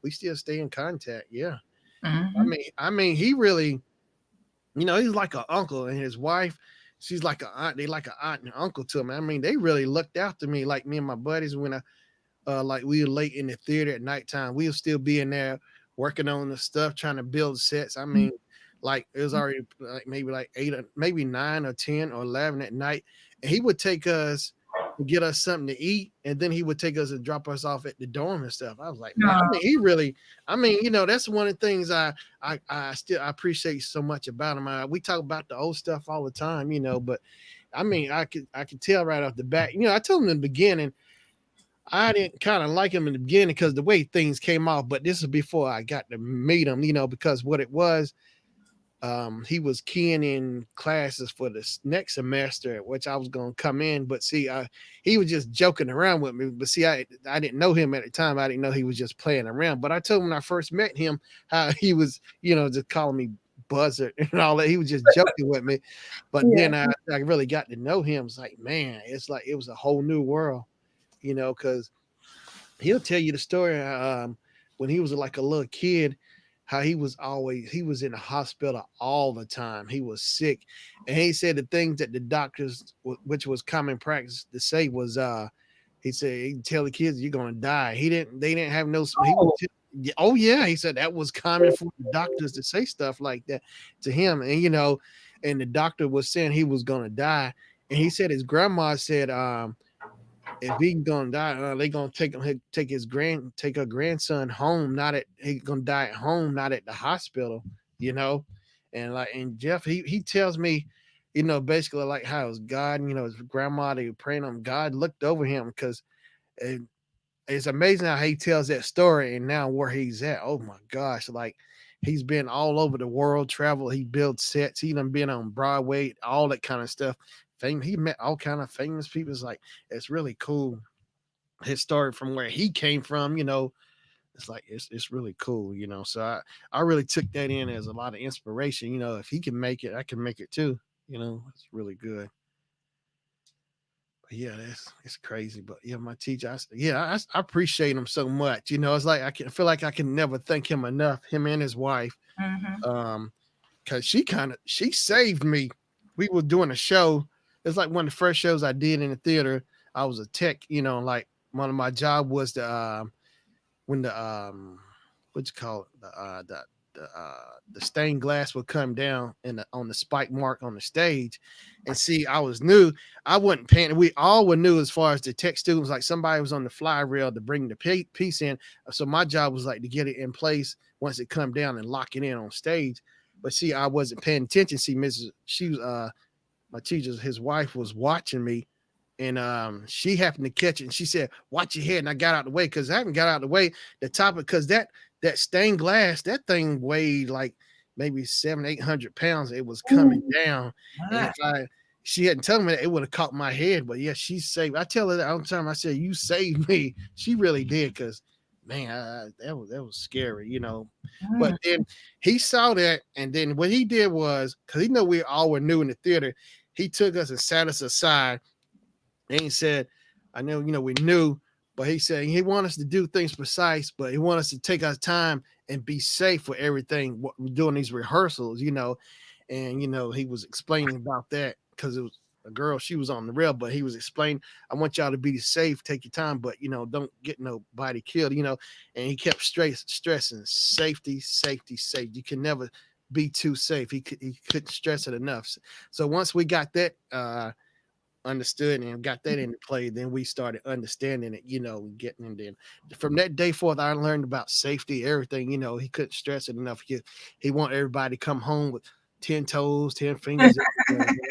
I'm telling you, he was like one of my uncles, and I gotta tell, I tell Jennifer this, I used to get aggravated with him because I didn't understand it. See, that's the thing. I finally got into the theater, but see, I didn't understand the material and stuff because I used to get frustrated with it, trying to read what's this, how you build a set, putting these pieces. I didn't get it, understand it, because I was so frustrated with it. And he used to get on me all the time. He used to tell me to stay focused. I mean, it was like an uncle. He would ride me all the time. I was like, why are you Something in you. yeah. I used to get aggravated. He used to ride me all the time. And I told him maybe last year, a few years back, I used to tell him how he used to ride me, because he would always tell me to stay focused, because I would daze out. I couldn't focus because I guess I couldn't understand it, So it's like I was off in another world, but I just didn't get it. I He think saw something in you, and he didn't want you to be mediocre about it. Mm-hmm. Yeah, Mm-hmm. I think you're right, because I think once I started learning, I think I started getting the hang of it. Even while I was in school, he used to tell me what I needed to focus was on learning to be focused. And he said, I need to learn to pay attention to the details. He said that to me, you know, and it's like after I graduated, like back around 2000, see, I would still come back and visit him, and I would see all the students who were after me, as his students. And, I don't know what happened. And real nice. You go back and give of yourself like that to the students. Yeah, I go back. Yeah, I go back and help them. I mean, I'll go talk to him or whatever. I still do it when before the pandemic, I would still go back and see him, and I would sneak up on him and surprise him. But yeah, what I did was, it's like after I graduated, it was like months, like somewhere I know, like 2000. I was sitting in my room, just watching TV Land or something, and all of a sudden it just clicked. I don't know what happened. It just maybe it fell out the sky and just hit me right in the head or something. But it's like I was just watching TV one day and I said, oh, snap. It just happened out of nowhere. I get what he's saying to me about focusing and seeing details. I was just watching TV one day, and all of a sudden I just started catching myself catching more details, really paying attention to TV or whatever it was. And like it just clicked. And so then when I came back and saw him like a few months later over at the school in the theater, he off the bat, he just said it to me. He saw it. He said, I noticed you're more focused. And I said, yeah, it just clicked. I didn't get it, but it just happened. Yeah, it wasn't playing. I was watching TV, and it just hit me. I was like, "Wow, where did that come from?" You know? Uh-huh. See that? Yeah. But that's the thing I liked about him. I mean, he pushed me hard. He made sure we came in the theater and we worked hard. So a lot of my work ethic came from the theater, working with him because he stayed on us. He ride he was like a parent too. He'd make sure actually that booth clean or whatever. He'd make sure I mean, he stayed on us. Everything was clean. I mean, he had a way of running things. I mean, he was on us. He made sure we get in there and put work in too.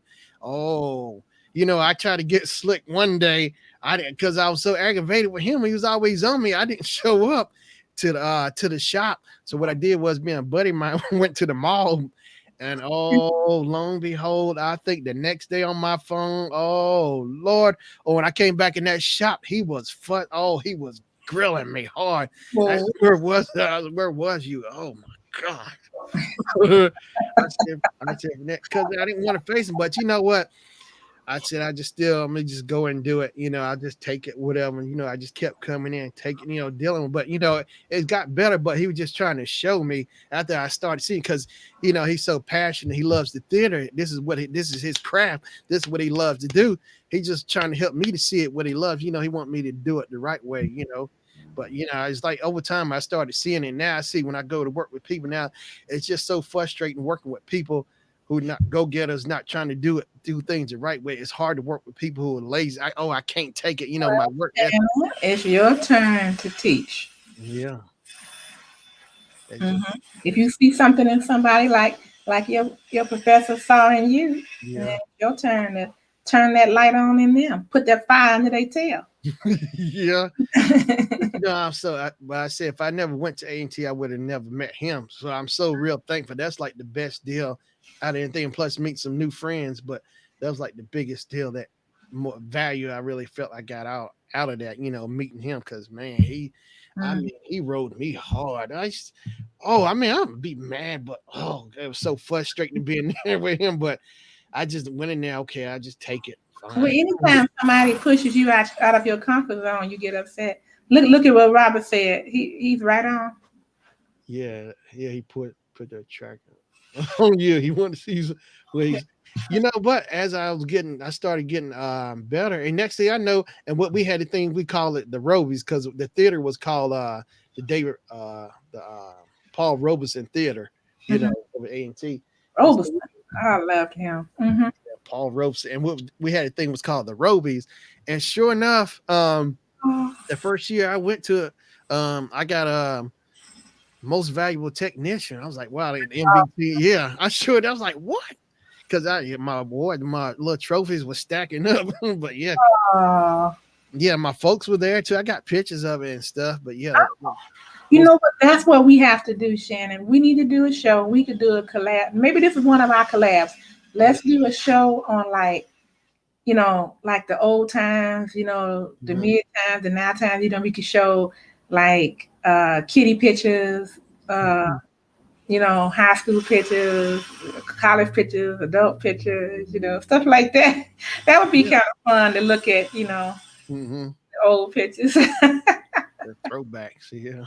So look, I got a picture that my husband can't stand it. It's a picture where I had on this evening gown Yeah. and I had two of my fraternity brothers next to me and they was hugging me and I had Mhm. more of a waistline then though. I still do okay, but I'm just letting y'all know. And I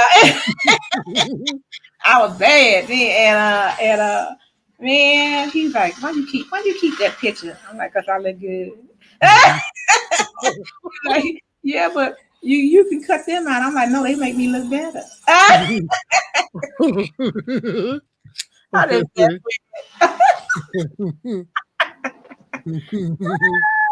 yeah, Robert, I sure did.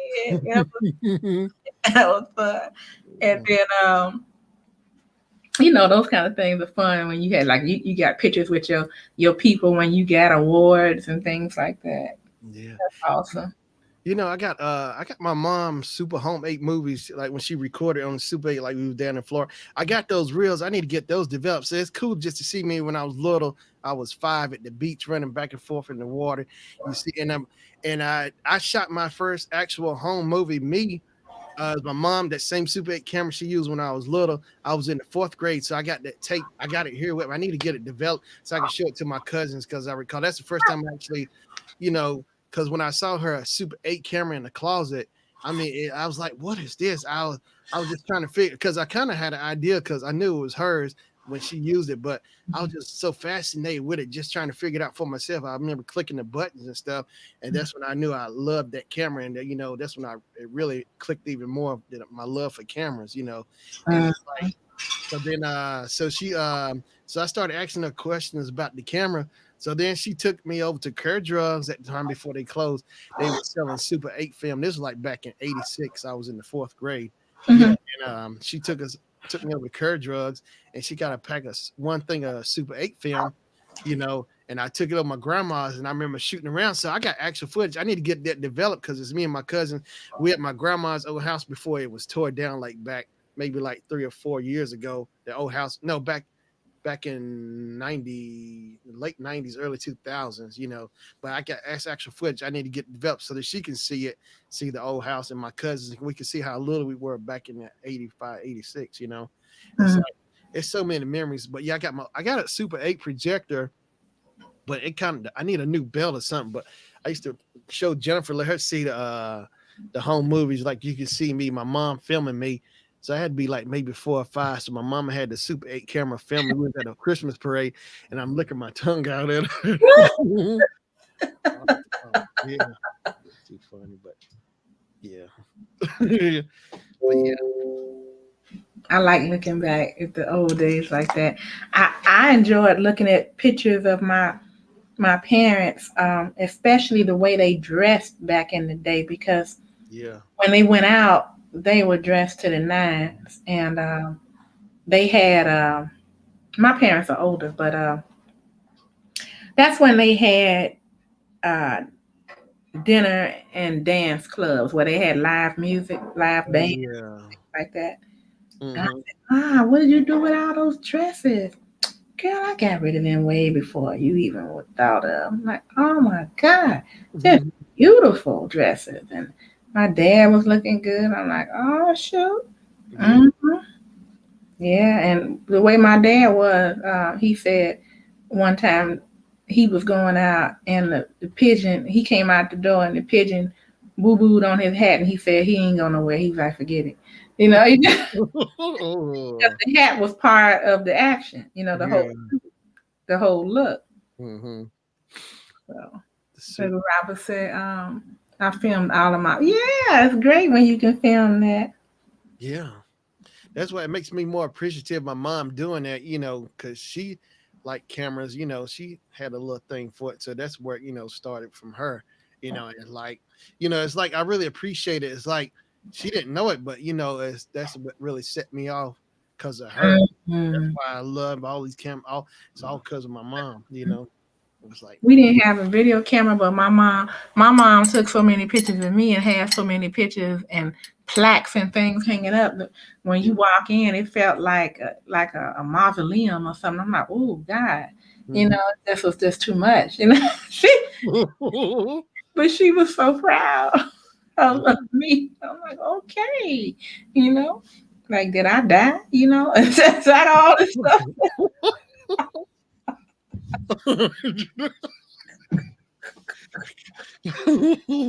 Okay, and Mhm. oh, another thing I tell you I like is when I was in high school, my dad was trying to teach me how to dance because I was going to this cotillion, and he said, and my mom was sitting there, and he said he would stop, and he said, "You've got to let me lead." He said, "She don't know how to let me lead. These young people don't know how to." Mhm. And so my mother got up and she said, "Let me show you how it's done." And they were divorced, but they was doing this for me. And when I saw them dance together, I was just like, oh my God. um, they were so smooth with it, and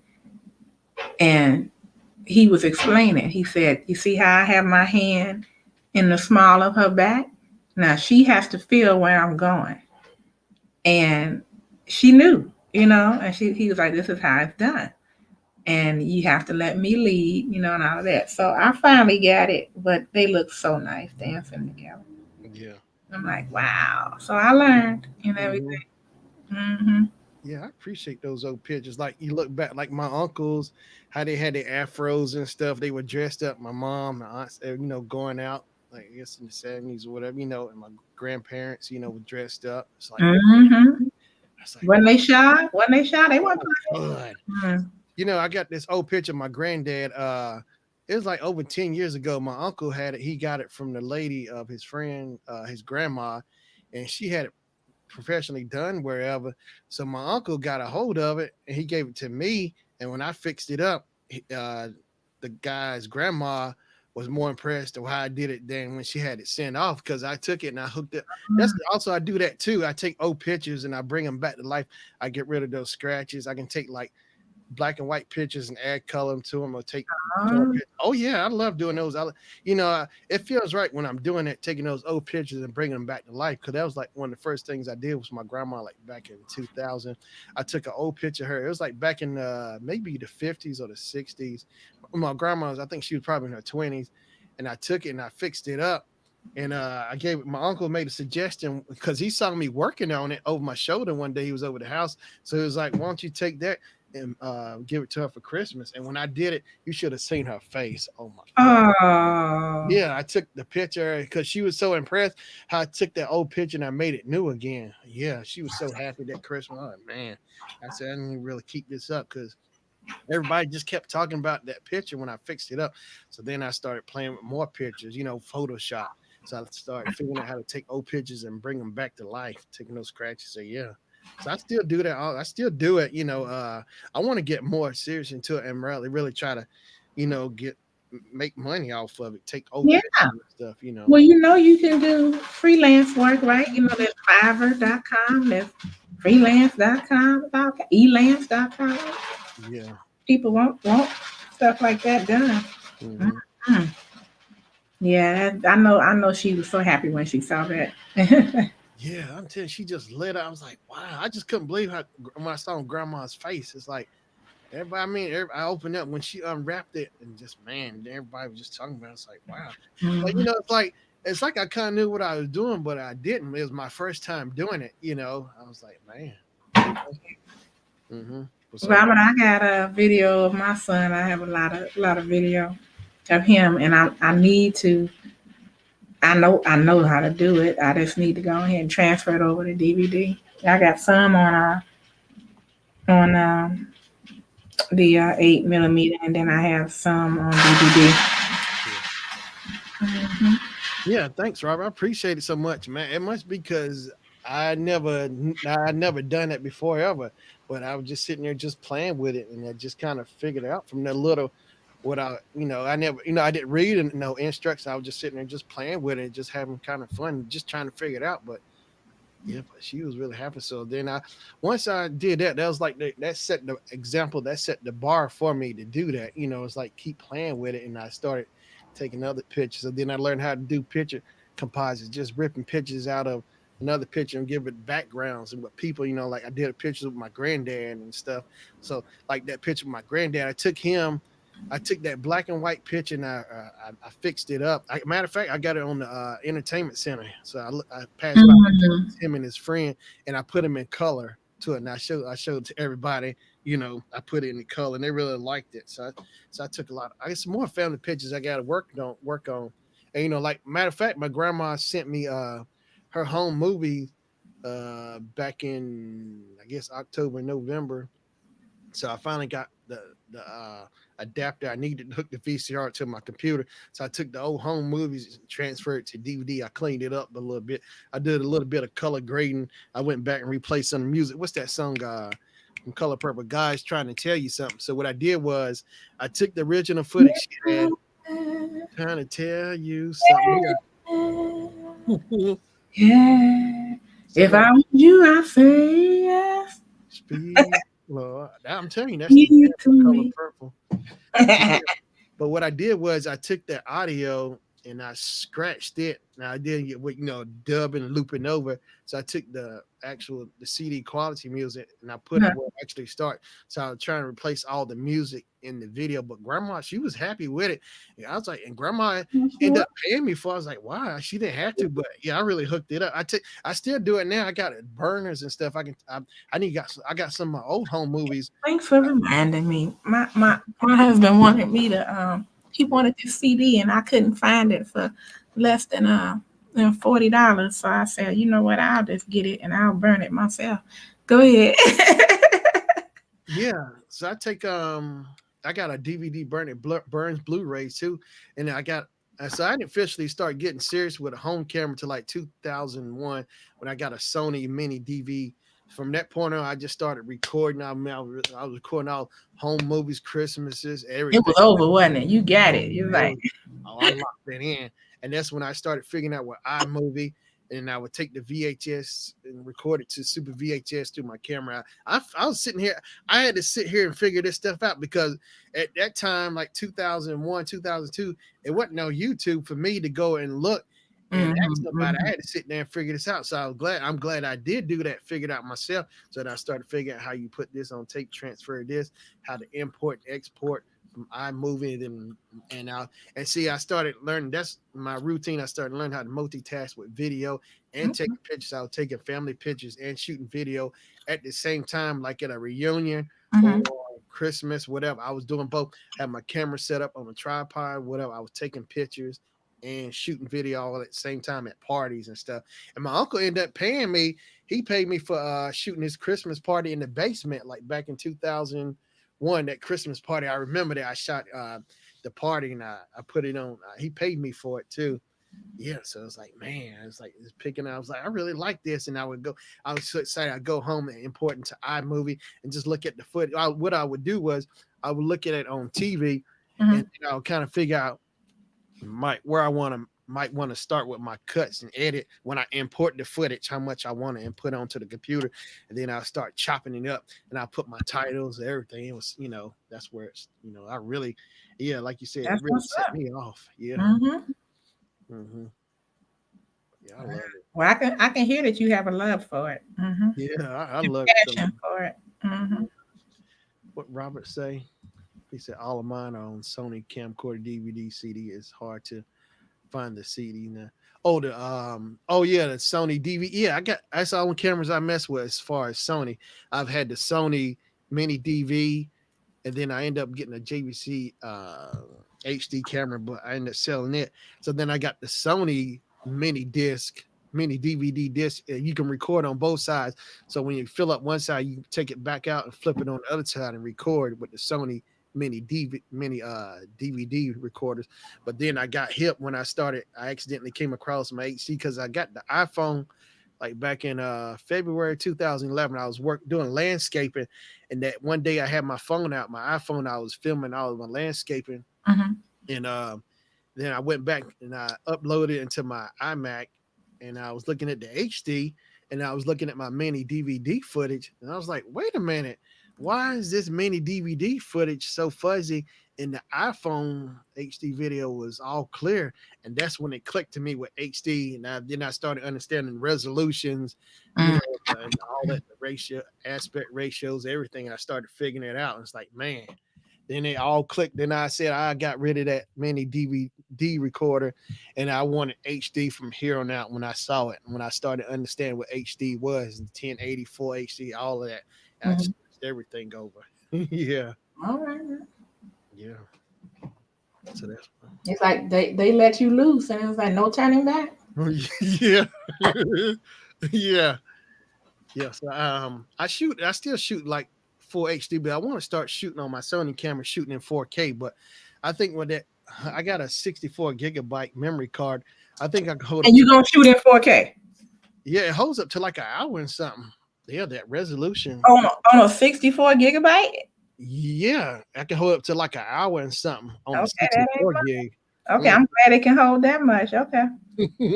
I Mhm. love it. But yeah, the resolution, you can look at it, because like, there's HD and then there's Ultra HD, and it's like you see the difference too in those pixels. Oh yeah, you know what? I don't even want nobody to shoot me. If I was an actress, I wouldn't want to be shot in ultra 4D. I mean, none of that stuff because they can see too much. You see Mm-mm. the hair, everything. The makeup artist got to be on point today. Yeah, they got to, because you don't, it will show, it will tell on you. Hmm. Yeah. And the thing, so I got a HD TV. It's a 4K. I got an LG Hmm. 4K, but I want to get a 4K play because I love my Blu-ray, but now it's like I see that difference in that 4K versus that Blu-ray. It's like the Blu-ray is the VHS and the 4K is like the Blu-ray. And if you look at it, it's like the comparison, like how they would do the charts, like HD on the left and Ultra HD on the Yeah, right. It's like, man, oh my sister-in-law, her husband have a 4K TV, and when I look at it, I'm like, oh man, that's beautiful. And then I look at the price, and I say, yeah, y'all have a nice time. my. Yeah.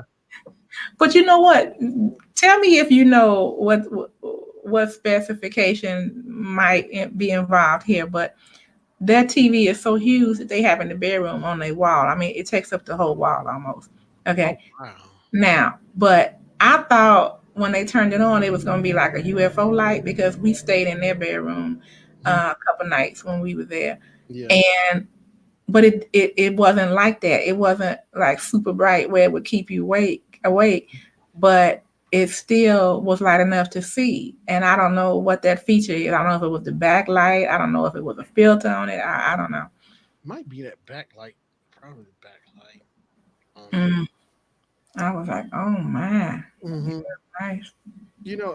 My buddy, I was over his house last week. Now he's got this Samsung.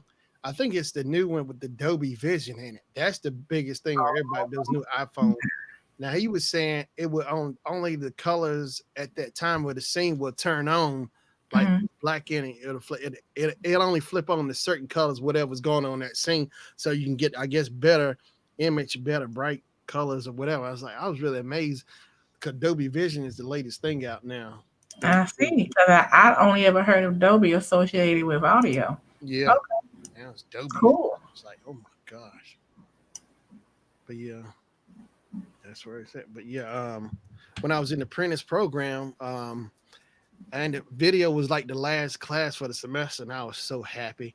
When the video came around, I had to go through all the other stuff, but when I got the video, I got to do a documentary to my classmate because I was filming from the first day of class to the day we graduated, in the apprentice program a few years back when I was in it, So I want to document it and like have my buddies in it and like give it and put it on disc on Blu-ray and give it to them, of our Oh, journey. I okay. document our whole journey. Yeah.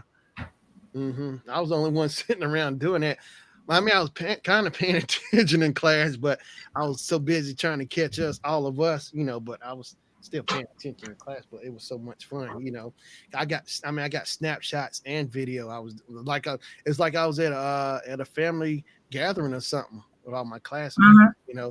and I want to, I think the way I'm gonna close out our videos with our graduation, the audio was okay, but I'm gonna do a voiceover on the audio, like who all everybody coming up to get their certificate, graduating from the program. Oh, okay. I'm gonna close it out with that. So, but yeah, I'm excited. Robert, I'm sorry, I forgot. I sure did forget, honey. Uh, It's still Mark, there. Okay, I will. Let me put it on my list. Mm-hmm. Mark said low light mode for when a room turns dark. Yeah, yeah. Use your camera, go in low light mode because electric. Okay, okay, okay, Mhm. Mark. Yeah, low light mode. Yeah, that's right.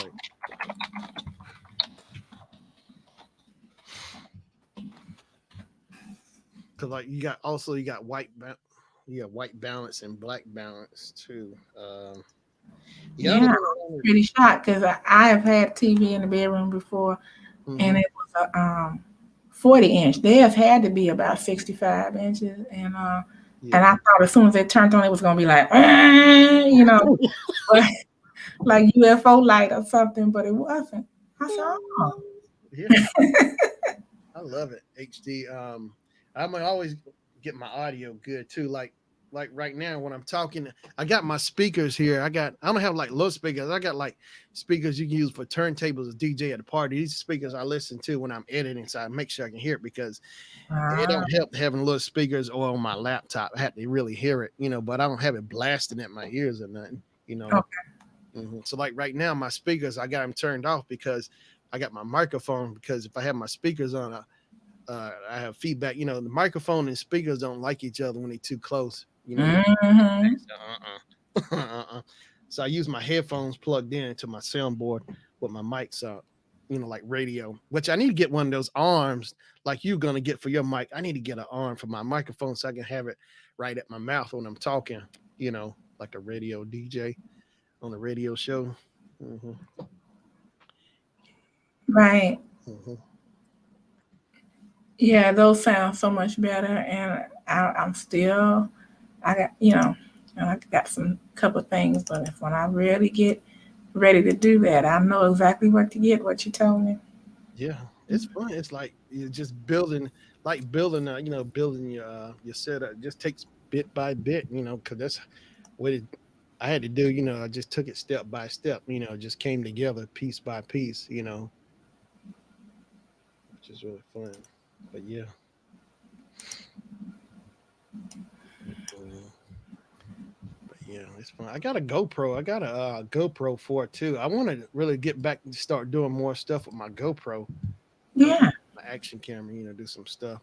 See, that's the kind of thing when I start doing my cooking channel, I want to do like 3 or 4 camera angles when I'm cooking Yeah. and like have when I have guests on it, I want to have it actually live and feed into like my video switcher and feeding live through OBS while I actually having my guests on there. 'Cause I looked at these wireless mics.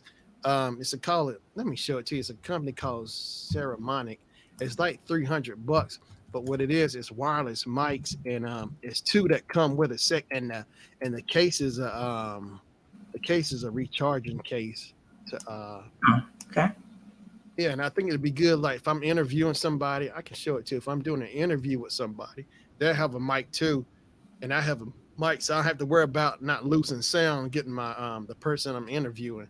You know, Let me Hmm. show it to you. Um, yeah, Ceramonic, because I've done a lot of YouTube research, and they were showing how much better it is than Rode. Because I like Rode mics, but this Ceramonic, here it is.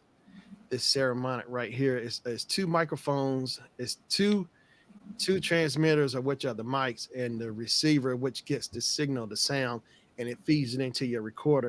Recording the sound with your video. You know, and it's like, man, that's what I need. So like, if I start doing my cooking thing or whatever, interviewing somebody, I can sit in the audio. I can have both of us record and feed into the camera while it's in front of you, like an interview. News reports, whatever, Hmm. whatever. Yeah. That's cool. Um, Hmm. but I'm really excited about saving. I'm gonna save up for this, and it's wireless. Because the guy in the video did it.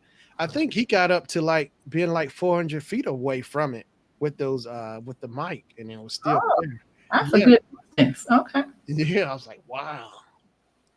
Yeah, ceremonic, which is really nice. So, and see that'll be perfect too. So like when I get back to doing those conventions, whatever, I can talk to some of the cosplay people. I can ask maybe can I hook my mic up to you while I have mine on while doing the interview. That way I can get both of us talking. Like an interview, a TV show. It's Hmm. Oh, see, all this downtime has really helped me figure out a lot of this stuff as well. So when it's time for the conventions, everything kick back in, be on top of it. Yeah, you'll be ready. Plenty. I've been in plenty of practice too, man. Uh huh. Mm, yeah, this is gonna be fun.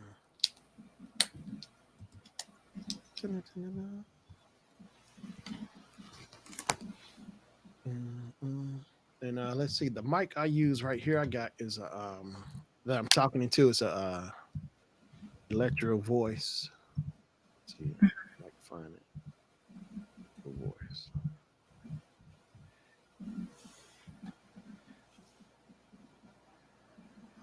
Let's see here. Let your voice.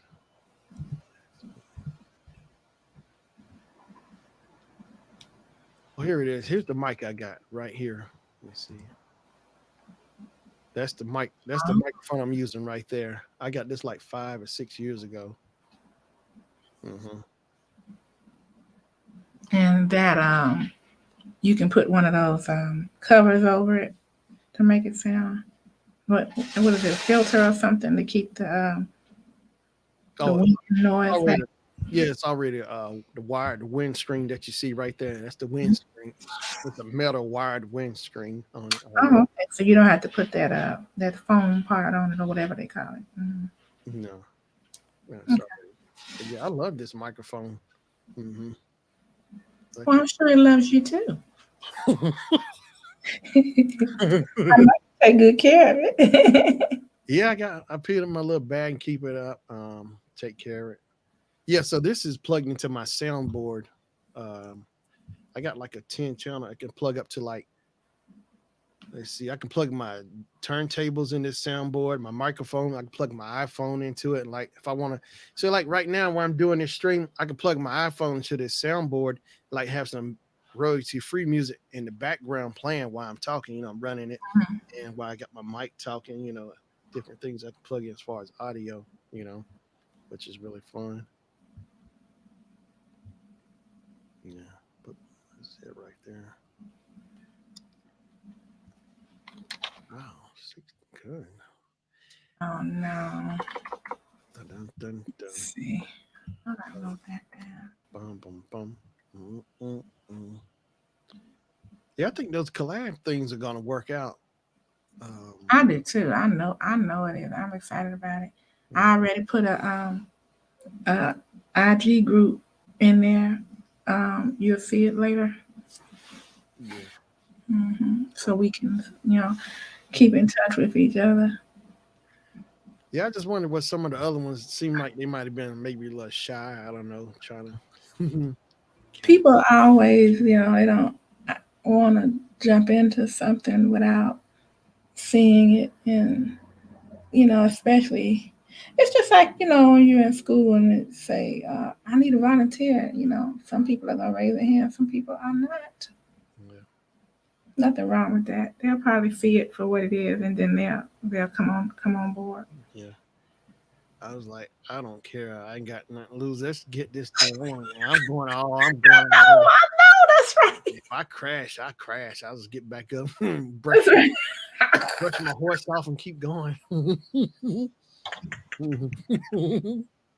I know. Yeah. Right. That's the kind of personalities we have. It's like, oh, sure, okay. You opening up the door, or I'm gonna step on through it. Okay. I used to say a long time ago, I would say to God, I said, if you open the door for me, I always felt like, God is like the quarterback and he's the front line and everything, and I'm the running back. I say, if you open that gate, open that slot up for me and give me the ball, I'm gonna run through there and get the touchdown. I know that's right. I know that's right. Yeah. Yeah, it's like you ain't playing. I know. Yeah. It's like if you are afraid, if you just still do it, just my mom I always used to say stuff to her. What if I did this or that? She always same thing. She say the sky's the limit, but she always say just try it and see. She didn't say no, you couldn't. No, she just say try it and Mhm. see. I still hang on to that. Just try it and see. Yeah, your mother knows. She know what to say. And it worked for you. That's good. Yeah. Um, yeah, it's good that she didn't try to deter you from anything that you wanted to do. And I think she probably thought I was crazy. Some of that stuff. Probably, no doubt, no doubt. Mhm. Mm. But you don't want to. I remember watching what was that movie with Will Smith, and when he was having so much trouble, he ended up becoming a stockbroker. Um, Oh, was it Happy? No, not Happy. Oh, I know the. Oh, I know what you're talking about. Because mhm. Oh, because he had his son in it too with him, Jake. He just couldn't get a break in life, and Yeah, he pushed so hard. His wife left him. I mean, yeah, he pushed so hard, and he told his son in the movie. He said, "Don't ever let anybody tell you what you can't do, even if it's me." You know, you yeah. don't. Mm, Let me see. Yeah, I agree because that was a good movie. It's like, I tell a lot of people, it takes courage to be yourself because everybody sometimes want to do what's the latest thing, but I never did that. I like, just try to do me, do the things that I like and wanted to, follow my own path, mm, And, mm. it takes courage to be yourself. But I know sometimes it don't seem like it, compared to like if people are doing what the latest thing it might be the hottest thing, but it's still like just still keep doing your thing because eventually it'll work out one way or another. You know, yeah, the pursuit of happiness. Thank you. That's it. 2006. Yeah, yeah, the pursuit of happiness.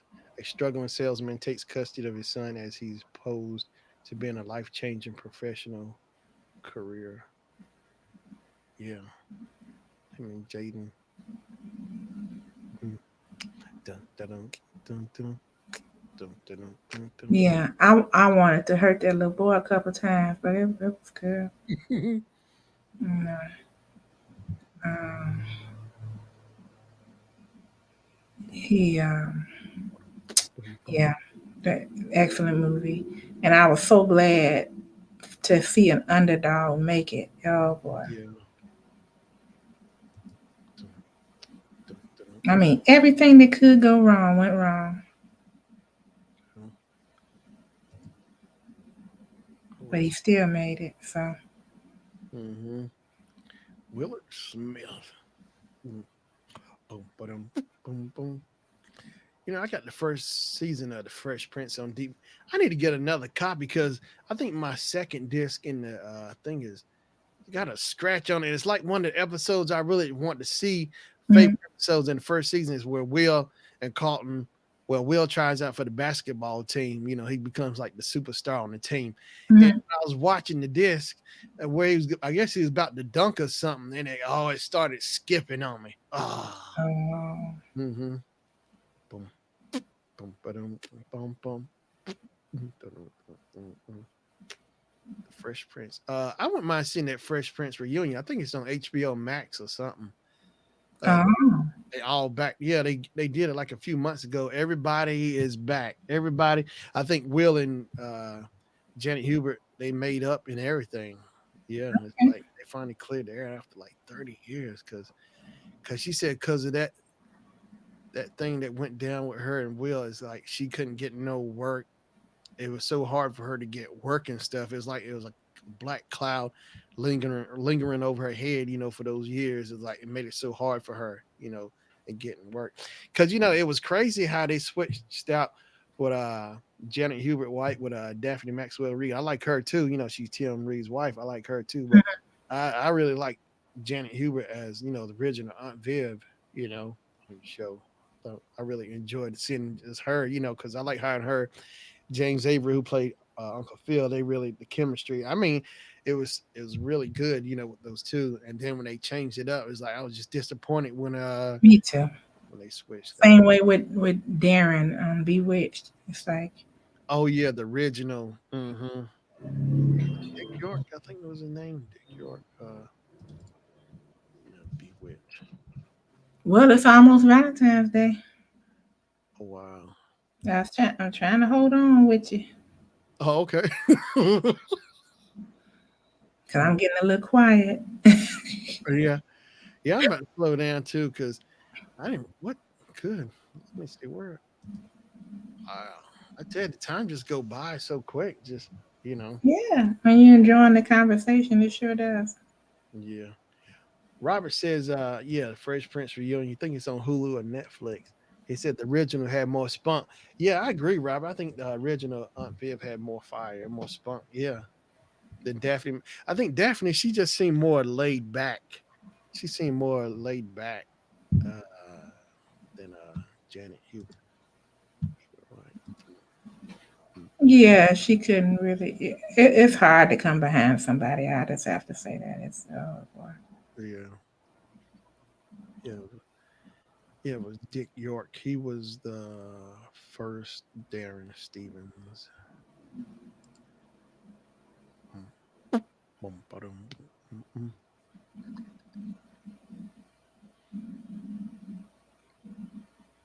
Man,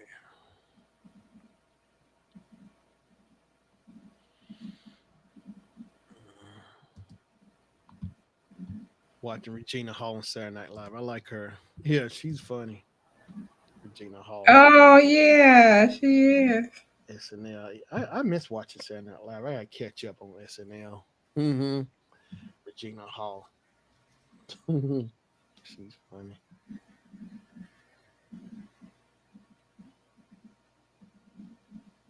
Gentile killer woman go to bed. Who's that? Let me hit what you call.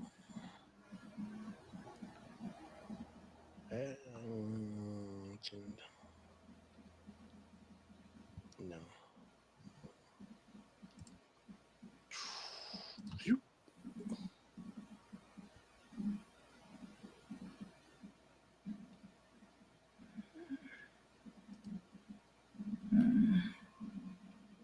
You ready? You guys ready for Valentine's Day? Yeah. Yeah, I did I got Jennifer stuff yesterday for Valentine's. I hooked it up. Yeah. All right now, smart man, smart man. Yeah. I know Robert already got his together. He said he already learned. His wife went upside his head one time, so Yeah. Mhm. Mhm. Mhm. Oh, I see. I wasn't looking. We had another one come in, huh? Yeah. Hmm. Call him. No, wait. Let me hit block. I don't know why. It's like, guess is anybody else on? I'm like, gee, Yeah. I do like to play baseball. I like swing all day. swing away, swing away. He said, of course, she didn't want to play Aunt Viv. Of course. Okay. Yeah.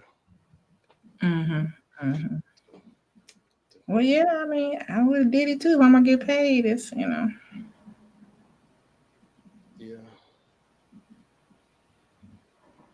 Ooh, ooh. Oh,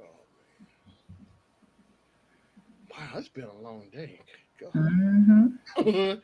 After that team bill, I know you said you were wore out. Hmm. They tired you out. Yeah. I'm You like, got that playlist. I didn't even feel like getting the playlist going, but I did finally. Yeah, I gotta get mine running, brother. I gotta get mine going. I gotta get Tuesdays running.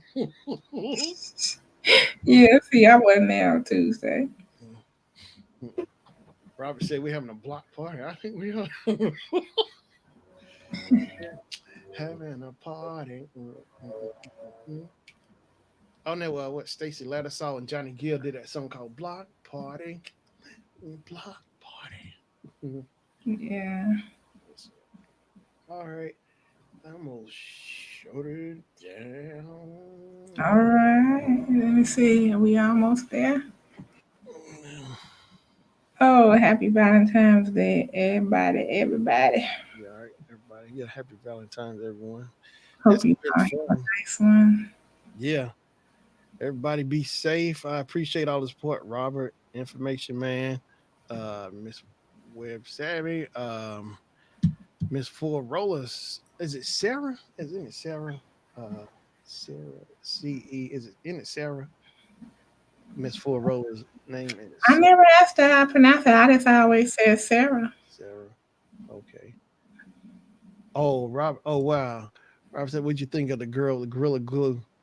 Oh, actually, I felt bad for the girl, but I was trying to make sense of why but she said, she was in a hurry or something. She was trying to do something with her hair, but luckily, surgeon reached out to her and did it for free. Oh, I saw a video. Do? glues? What y'all talking Huh? about? The girl who took the gorilla glue. Yeah. Who is They that? got. Huh?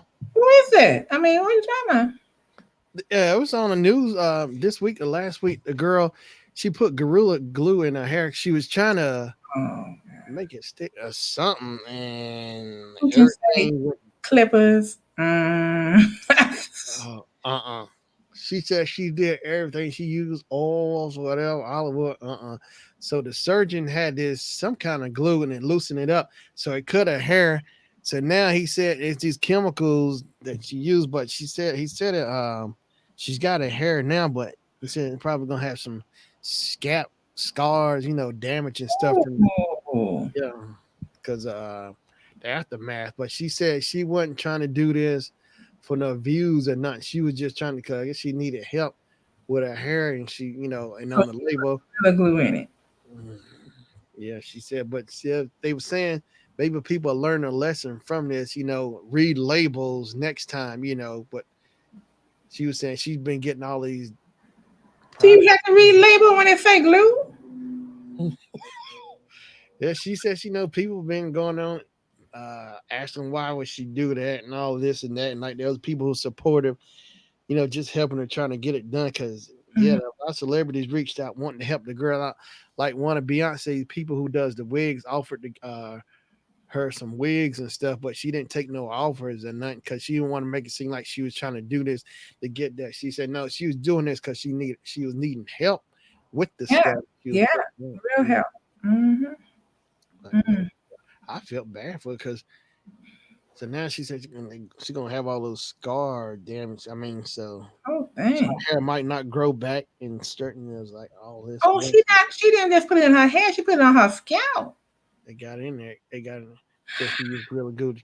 To keep it in place because she ran out of gorilla snot hairspray. Oh god. Yeah. Oh, you should look at it blew up. They said, they on the new entertainment tonight said now her Instagram is she's gotten certified now with that blue check because all of the subscribers and stuff, yeah, she did a GoFundMe too, yeah. So now she's certified on Instagram because she got like 100,000 subscribers. She got a bunch of them all Mm, because this her video went viral. Yeah, so she went certified on Instagram. I was like, wow, mm, yeah, mm, yeah, she mm, mm.